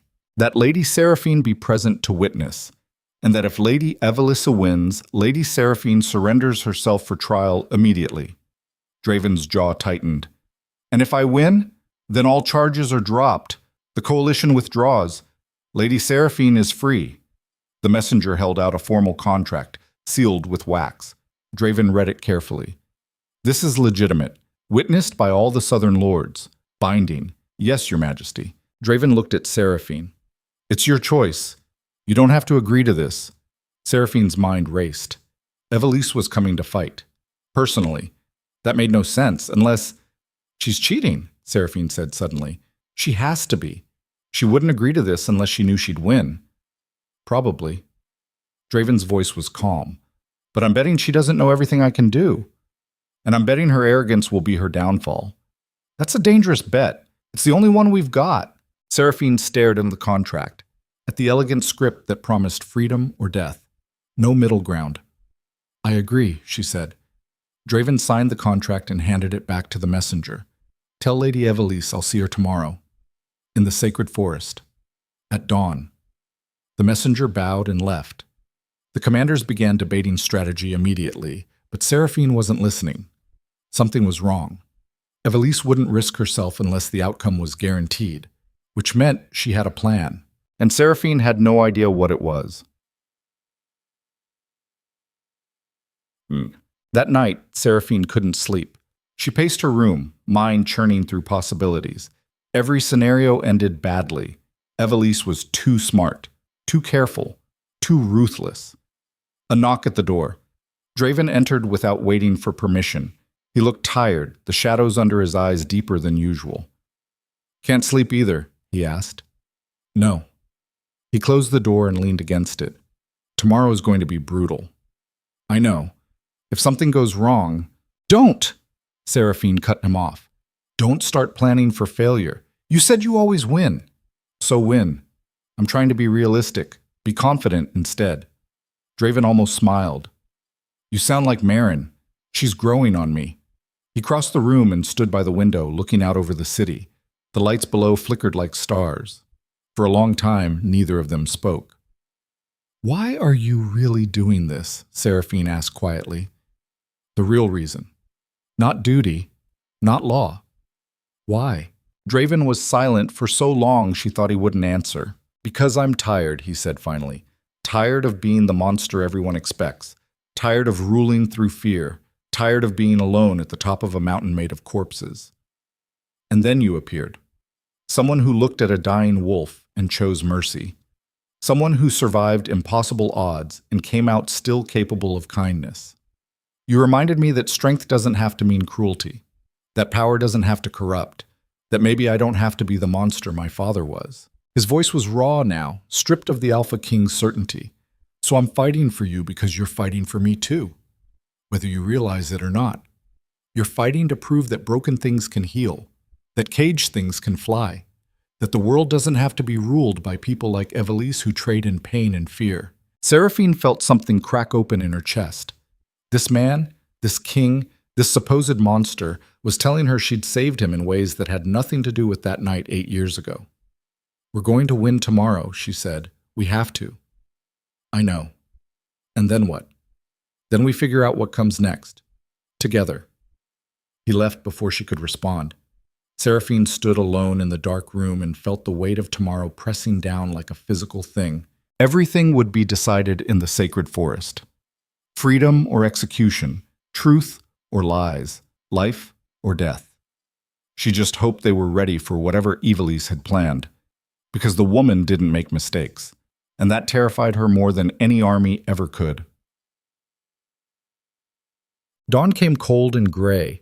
Seraphine dressed in the armor Marin had provided, leather and steel that fit her perfectly. She strapped a knife to her belt, not because she expected to fight, because going unarmed into Evelise's presence felt like suicide. Draven was already in the courtyard, fully armored, his sword at his hip. The warriors were assembled, grim-faced and ready. This wasn't just a duel, this was a statement. They rode to the sacred forest in silence. The same forest where Seraphine had nearly died. The same trees that had witnessed her survival. The hunt court was filled with people, southern lords, northern warriors, witnesses from both kingdoms, all here to watch the resolution of a conflict that had brought them to the brink of war. Lady Evelise stood at the forest gate, dressed in pristine white silk, her hair perfect, her face serene. She looked like a martyr, a victim forced to defend herself. When she saw Seraphine, her smile was poison wrapped in sugar. My dear stepdaughter, you're looking well. Survival suits you. Seraphine said nothing, refused to give her the satisfaction. Evelise turned to Draven. Your Majesty, thank you for agreeing to this civilized resolution.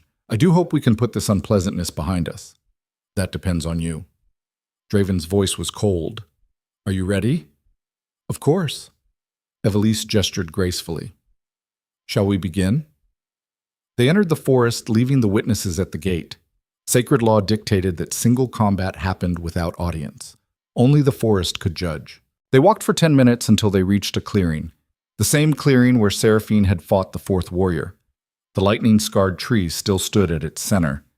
Evelise stopped and turned to face them both. "Before we begin, I have something to show you." She reached into her sleeve and pulled out a small glass vial. Dark liquid sloshed inside. "Recognize this, stepdaughter?" Seraphine's blood went cold. "Oleander. The same poison Evelise had used on her father." "How poetic," Evelise said softly. "The same poison that killed your father. The same poison you were accused of using. And now, the same poison that will kill the Alpha King." Draven's hand went to his sword. "You think you can poison me in single combat?" "I don't need to." Evelise's smile widened. "I already did." "Impossible." "Is it?" "Think carefully, Your Majesty. The tea you drank this morning, prepared by your most trusted servant, the one I've been paying for the last 6 months." Draven's face went pale. "Marin, no." Seraphine's voice was a whisper. "No, that's not possible." "Oh, but it is!" Evelise's voice was triumphant. "Marin has been mine since before you arrived, dear. Every training session, every conversation, every moment of trust, all carefully orchestrated.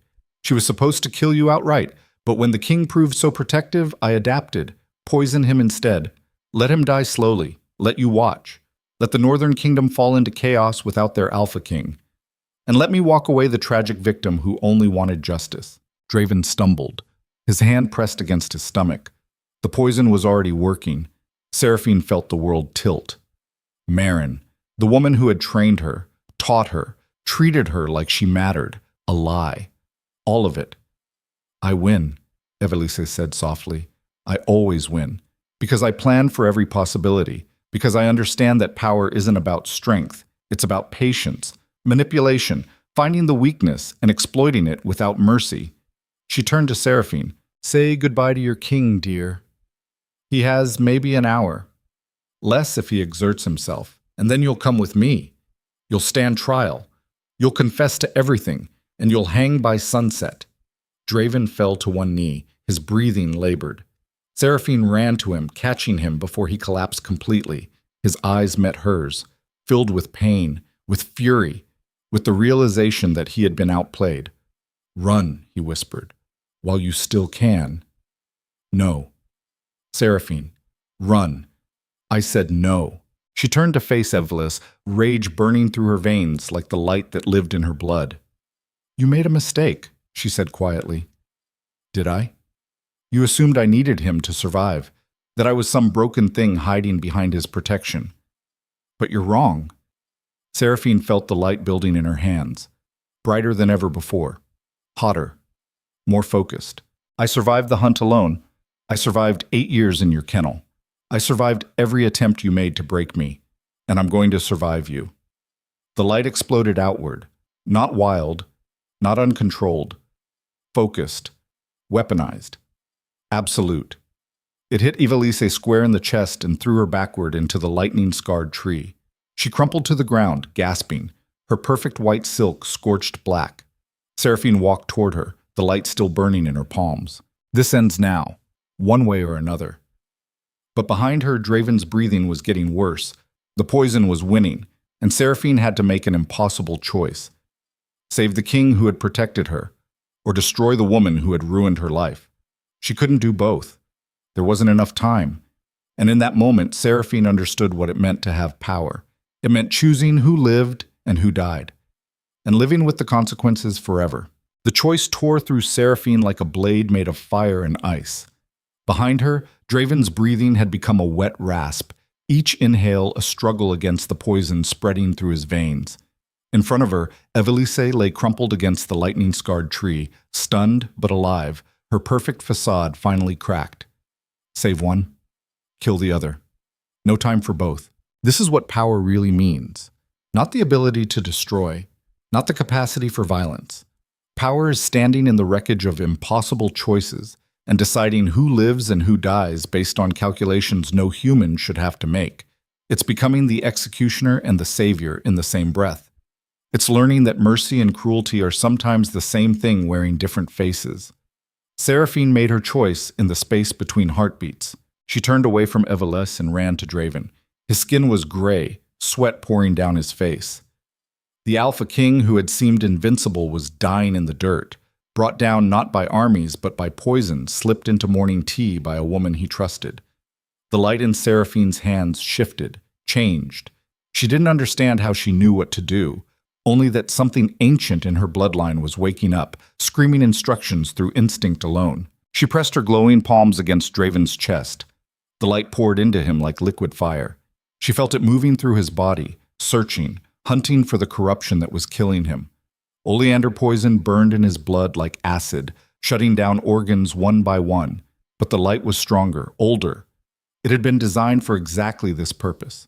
Purification, judgment, the power to burn away corruption and leave only truth. Draven screamed, his back arched off the ground, every muscle locking in agony. The light was healing him, but healing done with fire still felt like dying. Seraphine didn't stop. She poured everything she had into him, feeling the poison fight back, feeling it try to dig deeper, hide in places the light couldn't reach. But she was relentless. She had spent 8 years in a kennel learning to survive. She had run through a sacred forest hunted by killers. She had earned every ounce of power burning through her hands. The poison didn't stand a chance. It took 3 minutes that felt like hours. When the light finally faded, Draven collapsed back to the ground, gasping but alive. Color was returning to his face. His breathing steadied. "You're insane," he rasped. "That could have killed me. So could doing nothing." Fair point. Behind them, Evelise was moving. Seraphine heard the rustle of silk, the scrape of boots against dirt. She spun around, ready to fight. But Evelise wasn't attacking. She was running. The woman who had orchestrated murders and political coups, who had locked a 14-year-old girl in a kennel for 8 years, who had poisoned a king and smiled while doing it, was fleeing through the forest like prey. Seraphine's rage ignited. No. Evelise didn't get to run, didn't get to escape consequences again. "Stay with him," she said to no one in particular, and then she was chasing. The forest blurred past. Branches tore at her armor, roots tried to trip her, but she was faster than she'd been during the hunt, stronger, fueled by fury that had been building for 8 years. Evelise was surprisingly quick for someone in silk and heels, but fear gave people speed they didn't know they had. She crashed through undergrowth, gasping, her perfect hair coming undone. Seraphine caught her at the river crossing, the same place the third warrior had waited during the hunt. The irony wasn't lost on her. She grabbed Evelise's shoulder and spun her around. The older woman's face was a mask of terror now, all pretense of control shattered. "Please," Evelise gasped. "Please, I'll give you anything. Money, land. I'll confess to everything. Just let me live." Seraphine stared at her. This woman had destroyed her childhood, had murdered her father, had spent 8 years making sure Seraphine believed she was broken and worthless. And now she was begging. The light flickered in Seraphine's palms, ready to burn Evelise to ash. It would be easy, justified. No one would blame her, but something Draven had said echoed in her mind. About becoming the monster everyone expected. About choosing mercy when you had the power to destroy. Seraphine's hands trembled with the effort of holding back. "You don't deserve mercy," she said quietly. "I know." Evelise was crying now, mascara running down her face. "I know, but please." This is what separates the powerful from the monstrous. Monsters kill because they can. Because violence is easy and satisfying. Because mercy looks like weakness. But real power, the kind that changes kingdoms and rewrites history, comes from the ability to choose restraint when every instinct screams for blood. It comes from understanding that some victories aren't worth the cost of your humanity. Seraphine extinguished the light. "You're going to confess," she said, "to everything. My father's murder, the kennels, the poison, all of it. You're going to stand in front of every lord who supported you and tell them the truth, and if I refuse, then I let the light decide. And it doesn't believe in mercy." Evelise nodded frantically. Yes, I'll confess. I'll tell them everything." "Good." Seraphine's voice was ice. "Because if you don't, I will hunt you to the ends of the earth. And next time, I won't hesitate." She grabbed Evelise by the arm and dragged her back through the forest. Draven was on his feet when they returned to the clearing, leaning against a tree but standing. His color was better. His eyes were clear. When he saw Evelise, his expression went hard. She's going to confess, Seraphine said, to everything, in front of all the witnesses. Draven studied Evelise for a long moment. Then he nodded. Let's go. They walked back to the hunt court together. Draven in front, Seraphine dragging Evelise behind her, the woman stumbling and sobbing. The crowd at the gate fell silent when they emerged. Southern lords, northern warriors, all of them staring at the impossible sight of Lady Seraphine Vale in ruins. Draven's voice carried across the courtyard like thunder. Lady Evelise has something to say, and you're all going to listen. Evelise opened her mouth, closed it, looked at Seraphine with pleading eyes. Seraphine's hand flickered with light. A warning. Evelise started talking. She confessed to poisoning Lord Marcus Vale, to framing Seraphine, to bribing physicians and threatening servants, to 8 years of imprisonment and psychological torture, to hiring Marin as a spy, to poisoning Draven with oleander. Every word was a nail in her own coffin. The southern lords listened in growing horror. Some tried to protest, to claim this was coerced, but Draven silenced them with a look. When Evelise finished, she collapsed to her knees, broken completely. The High Warden stepped forward, his ancient face grim. By the laws of the southern kingdoms, Lady Evelise Vale is guilty of murder, conspiracy, attempted regicide, and crimes against sacred law. The sentence is death. No, Seraphine said. Everyone turned to stare. Not death. Seraphine's voice was clear. Life imprisonment, in the same kennels where she kept me. Let her spend the rest of her days in the cage she built for others.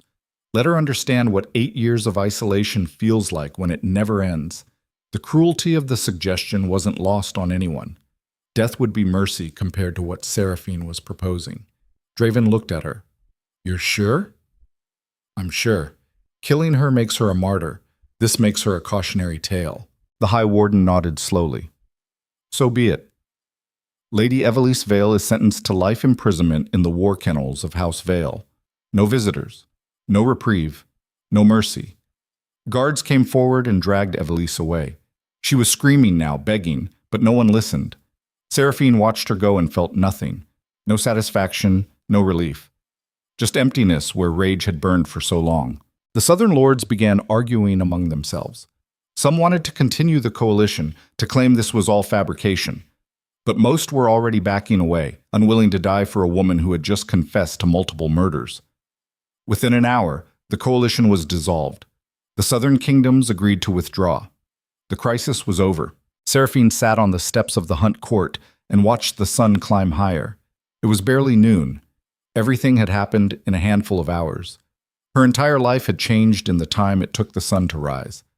Draven sat down beside her. His armor creaked. He still looked pale, but alive. You saved my life, he said quietly. You saved mine first. That's not how this works. You chose me over vengeance. You could have killed Evelise and let me die. But you didn't. I needed you alive to see her punished. Liar. His voice was gentle. You needed me alive because somewhere in the last week, you started caring whether I lived or died. Seraphine didn't have an answer for that, because he was right. She had started caring, despite everything.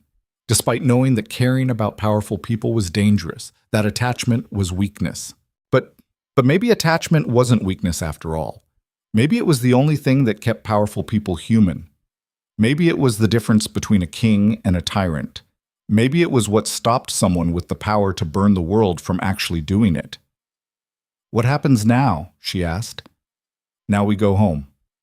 Draven stood and offered her his hand.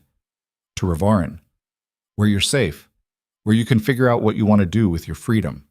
And then we see what comes next. That's not a plan. It's the only plan that matters. Seraphine took his hand and let him pull her to her feet. Her body was exhausted. Her mind was numb. But she was alive. Free. Innocent in the eyes of every kingdom that had wanted her dead. They rode back to Ravarin in silence. The warriors surrounded them, protective, respectful.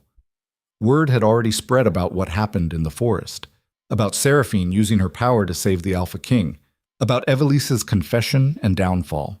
By the time they reached the castle, Seraphine was a legend, the girl who survived the hunt, the woman who brought down a corrupt noble, the Seraphine warden who could purge poison and expose truth. She hated it. Fame was just another cage, people staring, whispering, expecting things. But Draven seemed to understand. He dismissed the warriors and led her to her rooms personally. At the door he paused. Get some rest. We'll talk tomorrow. About what? About Maren. About what comes next. About whether you're staying or leaving. The question hung in the air like smoke. Seraphine didn't know the answer yet. Didn't know if she could trust Ravarin after being betrayed by someone she'd started to believe in. Didn't know if she could stay close to a king who made her feel things that terrified her more than any hunt. Tomorrow, she agreed. Draven nodded and walked away. Seraphine entered her rooms and locked the door. The space felt too large, too empty. She wanted to scream, to cry, to break something. Instead, she sat on the edge of the bed and stared at her hands. The hands that had healed a dying king. The hands that had spared a murderer. The hands that held power she barely understood. What the hell was she supposed to do with all of this? A knock at the door made her jump. "Go away!" she called. The door opened anyway. Maren stood in the doorway. Seraphine was on her feet instantly, light flaring in her palms. You poisoned him." Maren's expression was unreadable. "I did. Get out before I kill you. Listen first. Kill me after if you want. But listen." Seraphine's hands trembled with the effort of not attacking. "Fine. Talk." Maren stepped into the room and closed the door. "I was hired by Ivalice 6 months ago, paid to spy on the king, to report his movements and weaknesses. She wanted leverage, control, the usual corruption. I don't care about your excuses." "I'm not making excuses. I'm explaining." Maren's voice was hard. "I took the job because I needed the money. My family was starving. The northern winters are brutal and the king doesn't pay servants enough to survive. So I sold information, small things at first, harmless. And then she asked you to kill. And then she asked me to kill." Maren met her eyes. "You first. Poison in your food. Quick. Painless. Make it look natural. But you didn't. No. Because I watched you train. Watched you fight. Watched you refuse to break even when everything was stacked against you. And I realized you were worth more alive than dead, so you switched targets, poisoned Draven instead." "No." Maren's voice was quiet. "I poured the poison out, replaced it with harmless herbs. The king was never in danger. Liar. He collapsed. He was dying. He collapsed because I slipped him a sedative, something to mimic poison symptoms long enough for Ivalice to reveal herself. Long enough for you to choose." Seraphine stared at her. "You're saying this was all theater? I'm saying I gambled." Maren's expression was grim. "I gambled that you were strong enough to call Ivalice's bluff, that you'd use your power to save him, that in saving him you'd prove to everyone, including yourself, that you're not broken, not dangerous, just powerful." "Why?" "Because the king is a good man trapped in a role that demands he be a monster. Because you're a good woman who was told she was a monster until she almost believed it. Because both of you needed to see what you were capable of when pushed to the edge." Seraphine wanted to believe her, wanted to accept that Maren had been manipulating events for their benefit, but trust was expensive, and she'd paid too much for it already. "Prove it," she said. Maren pulled out a small vial from her pocket, the same vial Ivalice had shown them in the forest. She uncorked it and drank the entire contents. Seraphine's eyes widened. "That's oleander. You'll die." "Not oleander. Valerian root and bitter herbs taste like poison. Looks like poison. But it's harmless." Maren wiped her mouth. "I switched the vials before we rode to the forest. Ivalice thought she was showing you proof, but it was just another lie. I made sure the king was never actually in danger." The room spun. Seraphine sat down hard on the bed. "Why are you telling me this now?"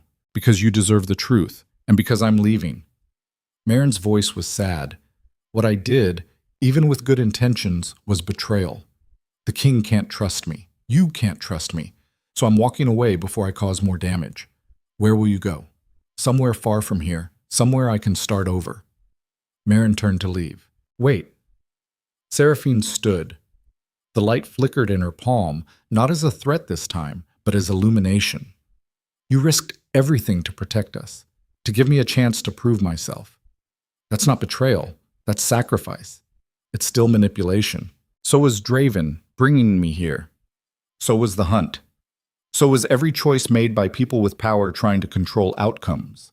Seraphine's voice was firm. The difference is your manipulation gave me agency instead of taking it away.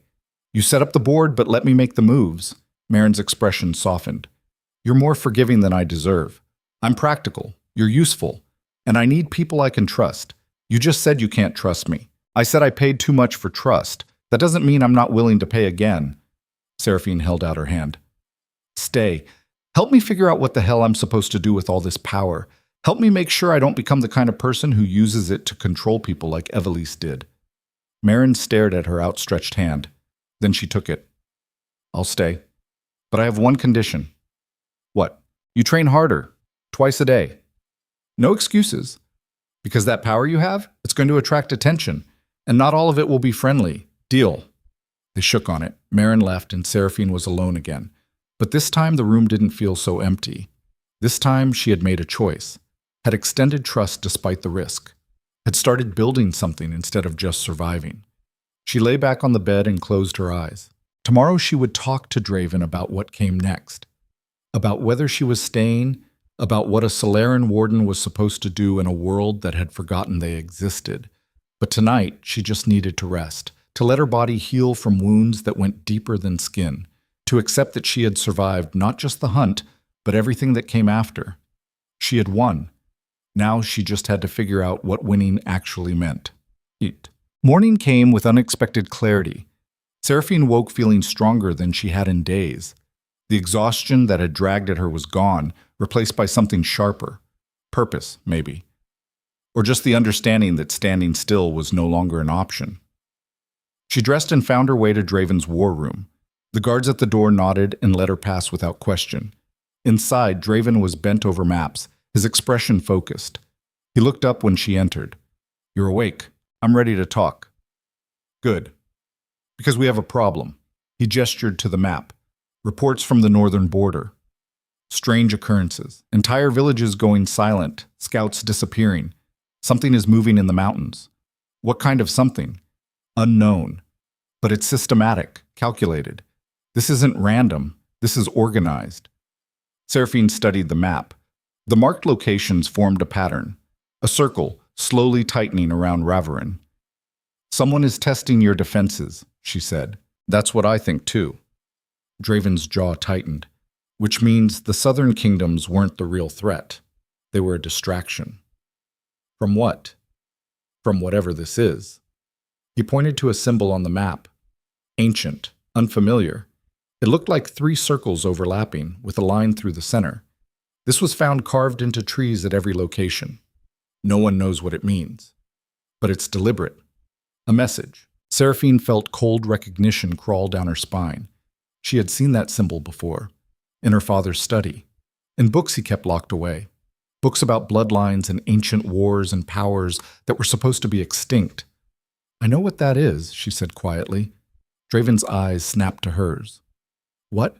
It's the mark of the Void Seekers, an organization that hunted Seraphine wardens to extinction 300 years ago. They believed our power was too dangerous to exist, that judgment and purification were abilities mortals shouldn't possess. And they're back, apparently. Why now? Seraphine met his eyes. Because I survived. Because I used my power publicly. Because every kingdom now knows that Seraphine wardens still exist. Draven's expression went dark. They're coming for you. They're coming for what I represent. The ability to expose corruption, to burn away lies, to judge the powerful and find them wanting, which makes you the most dangerous person alive to anyone with secrets. Exactly. The room fell silent. The implications hung between them like a blade. Seraphine had survived the hunt, had defeated Evelise, had earned her freedom. But freedom meant being visible, and visibility meant being hunted. The Void Seekers wouldn't stop, wouldn't negotiate. They would keep coming until every Seraphine warden was dead and buried and forgotten. Which meant Seraphine had 2 choices. Run, hide, suppress her power and pray they never found her, or stand and fight, become what they feared most. Prove that Seraphine wardens deserved to exist. She looked at Draven, at the king who had risked everything to protect her, who had offered her choice when everyone else had tried to take it away. "I'm staying," she said. "You don't have to. I can get you out, fake your death, give you a new identity. I'm staying, and I'm fighting." Draven studied her for a long moment. Then he nodded. "Then we fight together." "Why? You've already done enough. This isn't your war." "Yes, it is." His voice was absolute. "Because you're part of my kingdom now. Because protecting you means protecting the principle that power should be challenged, that the corrupt should face consequences. That's worth fighting for, even if it costs you everything. Even then." Seraphine felt something shift between them. Not love, not yet, but partnership, alliance, the understanding that they were both fighting the same war from different positions, that together they might actually win. "What's the plan?" she asked. "We prepare." Draven turned back to the map. "We fortify the kingdom. We train you to use your power at full capacity. We gather intelligence on the Void Seekers, and when they come, we're ready. And if we're not ready, then we adapt. That's what survivors do." Seraphine almost smiled. Survivors. That's what they both were. Two people who had refused to break when the world demanded it. Now they just had to survive what came next. Outside the window, storm clouds were gathering over the mountains. Dark, heavy, moving fast. The Void Seekers were coming, and Seraphine Vale, the last Solaren warden, the girl who had survived the hunt and brought down a corrupt noble, was done running. She was done hiding. She was done being prey. Now it was time to become the predator. Time to show the world what happened when you hunted someone who refused to die. Time to prove that some fires don't go out when you try to smother them. They just burn hotter.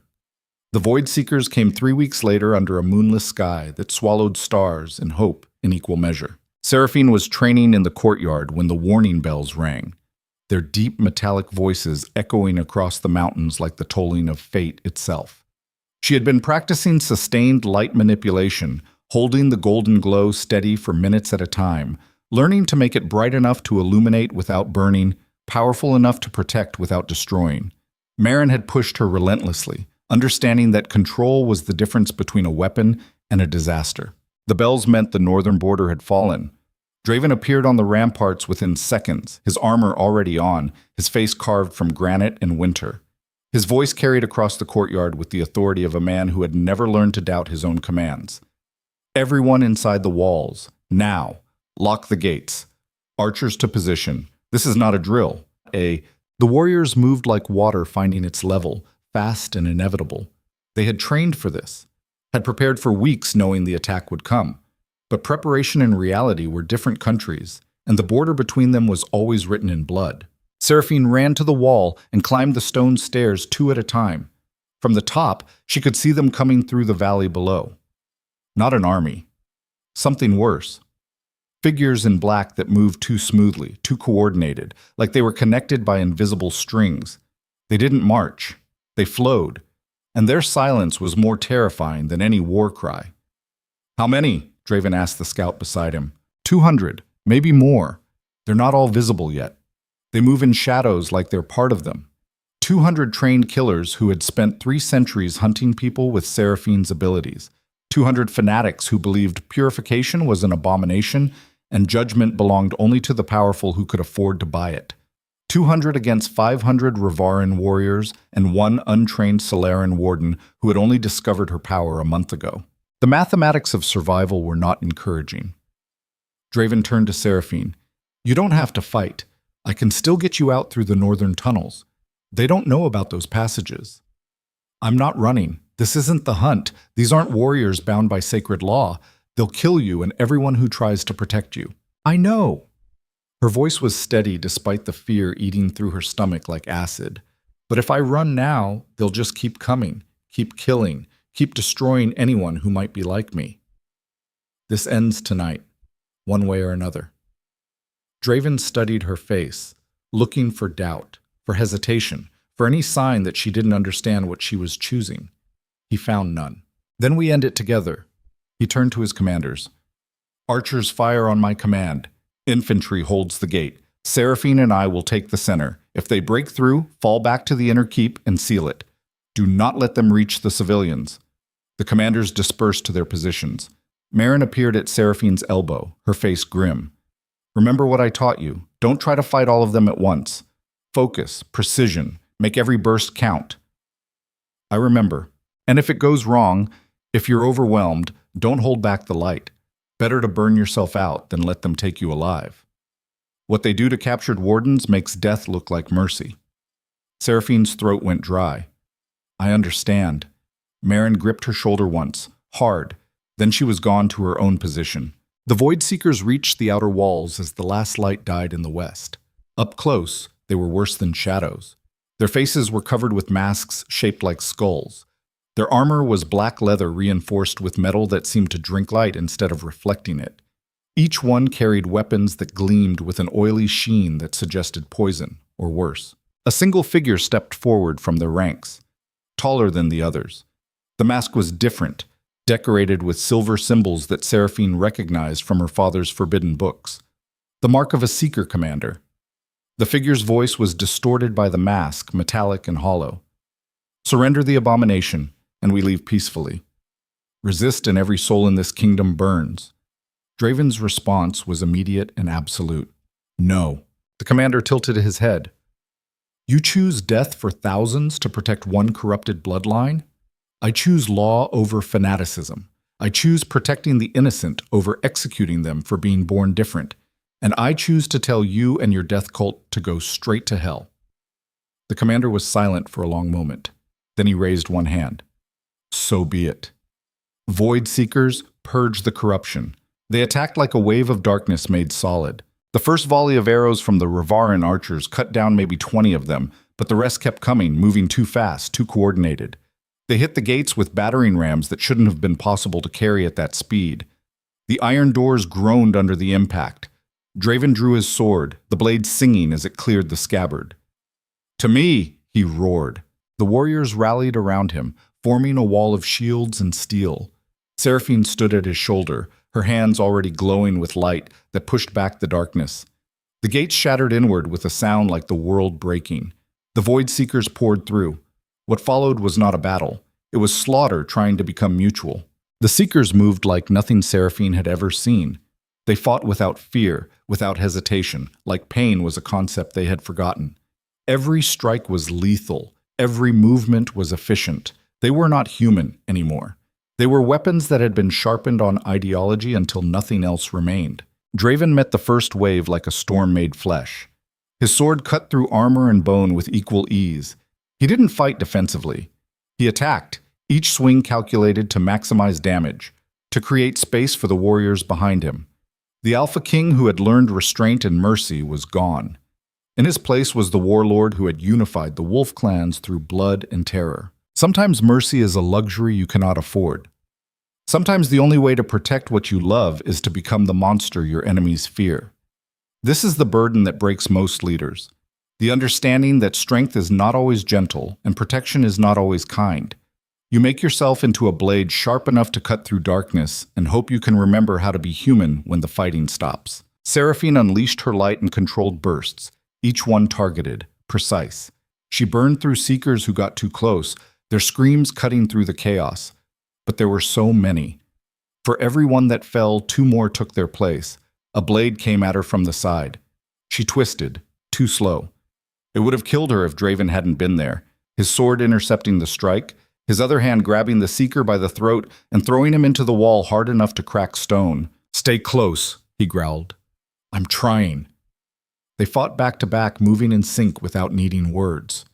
Draven's sword and Seraphine's light created a circle of death that the seekers couldn't penetrate.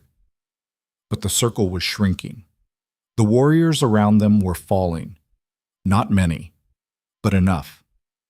Each death a subtraction from their chances of survival.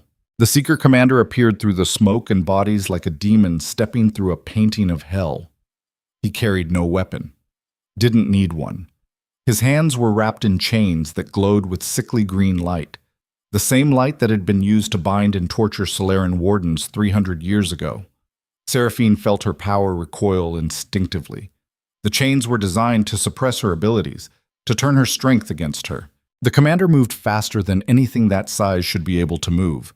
He was on her before she could react, one chain wrapping around her wrist. The light in her hands died instantly. It felt like drowning, like being shoved back into the kennels and hearing the door slam shut forever. Draven roared and swung at the commander.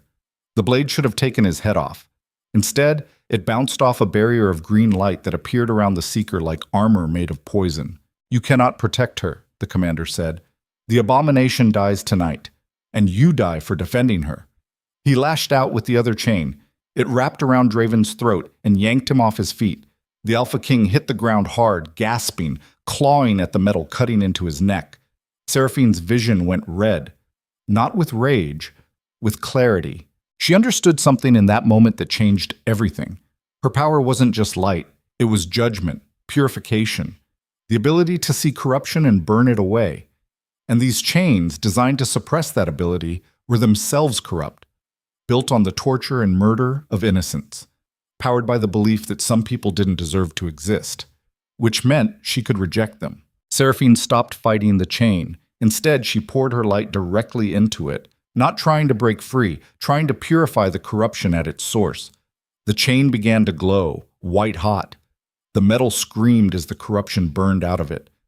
The commander tried to let go, but his hand was fused to the chain now, connected by his own dark power. He screamed as the light traveled up the chain into his body, burning, purging, finding every piece of darkness and turning it to ash. When the light faded, the commander was on his knees. His mask had cracked. Beneath it, his face was old and scarred and suddenly terribly human. Seraphine stood over him, her hands still glowing. "Surrender," she said quietly, "or burn." The commander looked up at her. Behind the fanaticism, behind the hatred, she saw something else. Fear. The realization that he had spent his entire life hunting monsters only to discover he had become one himself. "We were supposed to save the world from people like you," he whispered. "No." Seraphine's voice was hard. "You were supposed to control who had power, to make sure only the people you approved of could challenge the corrupt. That's not salvation. That's tyranny wearing a righteous mask." She extended her hand. The light pulsed, waiting for his choice. The commander stared at her hand. Then, slowly, he reached up and removed his mask completely. His face was ravaged by time and violence, but his eyes were clear now, clear and defeated and relieved. "We surrender," he said. Around the courtyard, the fighting stopped. The Seekers looked at their commander, saw him kneeling before the abomination they had come to kill, and one by one they lowered their weapons. It was over. The cost became clear as the smoke settled. 47 Ravaran warriors dead. Another 100 wounded. The gates destroyed. Part of the wall collapsed. The courtyard was painted red and black with blood and ash. Seraphine stood in the center of it all and felt the weight of every death pressing down on her shoulders, like mountains made of guilt and consequence. Draven was beside her, the chain burns around his neck already being treated by healers. His voice was rough when he spoke. "This is what power costs. This is what protecting the innocent looks like when the fanatics come calling. You did what needed to be done. I got people killed. I got people killed." Draven's voice was firm. "I'm the one who refused to hand you over. I'm the one who chose this fight. The blood is on my hands, not yours. We both made choices." Seraphine looked at the bodies being carried away. "Now we both live with them." The Seeker commander was bound and brought before them. Without the mask, without the armor, he looked like any other old man. Tired. Broken. Human. "What do we do with them?" one of the warriors asked. Draven looked at Seraphine. "Your call. They came for you. You decide their fate." Seraphine studied the commander. This man had dedicated his life to hunting her kind, had probably killed dozens of Seraphine wardens over the years, had orchestrated tonight's attack that left 47 families grieving. She should want him dead, should demand execution for every warrior who died defending her. But revenge and justice were not the same thing, and she was so tired of blood being the only answer power knew how to give. "Life imprisonment," she said, "for the commander and anyone who refuses to renounce the Void Seekers. The rest can go free if they swear to never hunt wardens again." The warriors looked shocked. Draven's expression was unreadable. "That's mercy they don't deserve," someone said. "Maybe." Seraphine's voice was steady. "But executing them makes me exactly what they accused me of being, a threat to be destroyed. This way, I prove that judgment doesn't have to mean death, that purification can mean rehabilitation instead of execution. The commander looked up at her. Why? Because someone has to break the cycle. She met his eyes. You spent your life hunting monsters. Now you get to spend the rest of it watching the monster you tried to kill choose mercy. Maybe that will teach you something about who the real monsters are. He had no answer for that. The Void Seekers were imprisoned in the dungeons beneath the castle. Most of them chose to renounce their cause rather than face life in chains. Some didn't. Those few would spend their remaining years locked away, living proof that fanaticism led nowhere worth going. Seraphine walked the walls as the sun rose, watching workers repair the gates, watching healers tend the wounded, watching families mourn the dead who had died protecting her right to exist. The weight of it threatened to crush her. Draven found her there as morning light painted the mountains gold and red. He didn't say anything, just stood beside her and watched the kingdom wake up to a world that had changed overnight. I don't know if I can do this, Seraphine said quietly. Carry this weight. Be responsible for all these lives. No one knows if they can until they have to. Draven's voice was rough. But you're not carrying it alone. That's what makes the difference. Is it? Because it still feels like I'm drowning. Because you care. That's what separates you from people like Evelise, from the Void Seekers. They made choices without caring about the cost. You feel every death, every wound, every consequence. That's not weakness. That's proof you're still human. Being human hurts, always. But it's better than the alternative. They stood in silence as the sun climbed higher. Below them, the kingdom was already moving forward, already rebuilding, already choosing to live instead of giving up. Seraphine realized something watching them work. Power didn't mean having all the answers. It meant making choices and accepting responsibility when those choices went wrong. It meant staying human enough to feel the cost while being strong enough to pay it anyway. I'm staying, she said. Draven looked at her. In Reverin, in the fight, in the world. I'm not hiding anymore. If being a Solaren warden means standing between the corrupt and the innocent, then that's what I'll do. Even when it hurts. Especially when it hurts. You don't have to do it here. You could go anywhere. Be anyone. I could. But I choose here. I choose this kingdom that bled to protect me.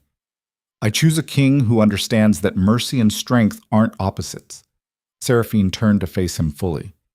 If you'll have me. Draven's expression shifted.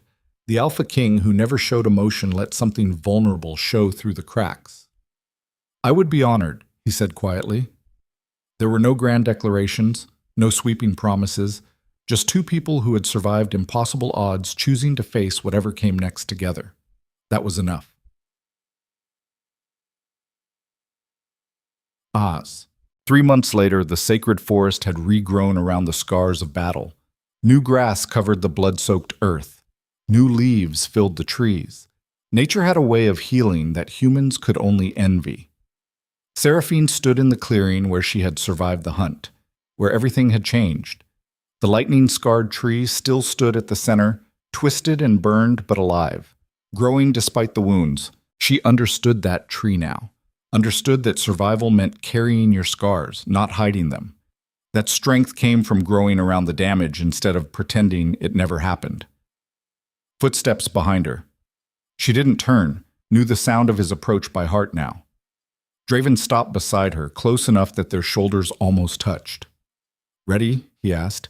As I'll ever be. Today was the ceremony.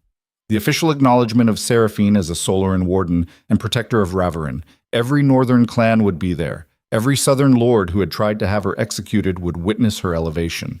It was political theater and genuine honor mixed into something that felt both essential and terrifying. You could still refuse, Draven said. No one would blame you. I'm done refusing. Seraphine's voice was firm. I spent 8 years in a kennel refusing to exist. I'm not doing that anymore. Then let's go make you a legend. I'm already a legend. Today just makes it official. He almost smiled. True. They walked back through the forest together. The same path she had run during the hunt, terrified and bleeding and fighting for survival. Now she walked it freely, choosing her direction, master of her own fate. The ceremony was held in the Great Hall, a massive stone chamber that could hold thousands. It was filled to capacity. Northern warriors in wolf pelts, southern nobles in silk, common people who had traveled for days just to witness this moment. The High Warden stood at the center, ancient and grim as always, but his eyes held something new when he looked at Seraphine. Respect, maybe, or recognition that the world had changed and he was watching history write itself. "Lady Seraphine Vale," he intoned, "you have survived the sacred hunt. You have exposed corruption and brought justice to the guilty. You have defended this kingdom against those who would see it burn. You have proven yourself worthy of the ancient title your bloodline was born to carry." He held out a ceremonial blade, the metal inscribed with symbols that glowed faintly in her presence. Solaren script, the language of judgment and truth. "Do you accept the burden of being warden? Do you swear to use your power to protect the innocent and challenge the corrupt? Do you understand that this title will make you a target for every tyrant and fanatic who fears accountability?" Seraphine took the blade. The metal hummed against her palm, recognizing her bloodline, accepting her claim. "I do," she said clearly. "I accept the burden. I swear the oath. And I understand the cost. Then by the authority of sacred law older than any kingdom, I name you Seraphine Warden, Seraphine Vale, keeper of truth, purger of corruption, light in the darkness." The hall erupted in noise, some cheering, some silent, some probably plotting how to kill her despite the very public display of power. She didn't care. She had stopped living for other people's approval. Draven stepped forward and placed a circlet on her head. Not a crown. Something simpler. Silver worked with the same symbols as the blade. A mark of office, not ownership. Their eyes met. In that moment, everything they had survived together, every choice and sacrifice in battle, existed in the space between them. He leaned close enough that only she could hear. "You saved my life. Now let me spend mine making sure you never regret it." It wasn't a proposal. It was a promise, the kind that mattered more than any ceremony or title. Seraphine's response was just as quiet, just as binding. "I'm holding you to that." They turned to face the crowd together, the Alpha King and the Seraphine Warden, power that protected instead of oppressed, strength that chose mercy without surrendering justice. The nobles would whisper, the enemies would plot, the challenges would never stop coming, but they would face it together, and that made all the difference. 5 years later, the world had changed in ways that would have seemed impossible that morning in the Hunt Court. The southern kingdoms had reformed their laws. Corruption was punished instead of rewarded. Nobles faced consequences for their crimes. The threat of Solaran judgment made people think twice before poisoning their rivals or imprisoning innocent daughters. The Void Seekers had disbanded, most of them, anyway. A few diehards remained, but they were criminals now, not crusaders. Hunted instead of hunters. Ravaran had become a sanctuary. People fled there from kingdoms where power still meant oppression, where being different still meant death. The population had doubled. The walls had been expanded. The kingdom that had been built on fear and brutality was slowly transforming into something else. Something like hope. Seraphine stood in the royal courtyard, watching her daughter play with wooden swords, fighting invisible enemies with the fierce determination only a 4-year-old could summon. The girl had her father's gray eyes and her mother's stubborn refusal to accept limits. She would be strong, would have choices Seraphine never had, would grow up knowing she was loved instead of caged. That alone made everything worth it. Draven appeared beside her, his hair starting to show silver at the temples. The years had carved lines into his face, but they were good lines. Laugh lines instead of only scars. "She's going to be trouble," he observed. "She's already trouble." Seraphine smiled, just like her parents. Fair point.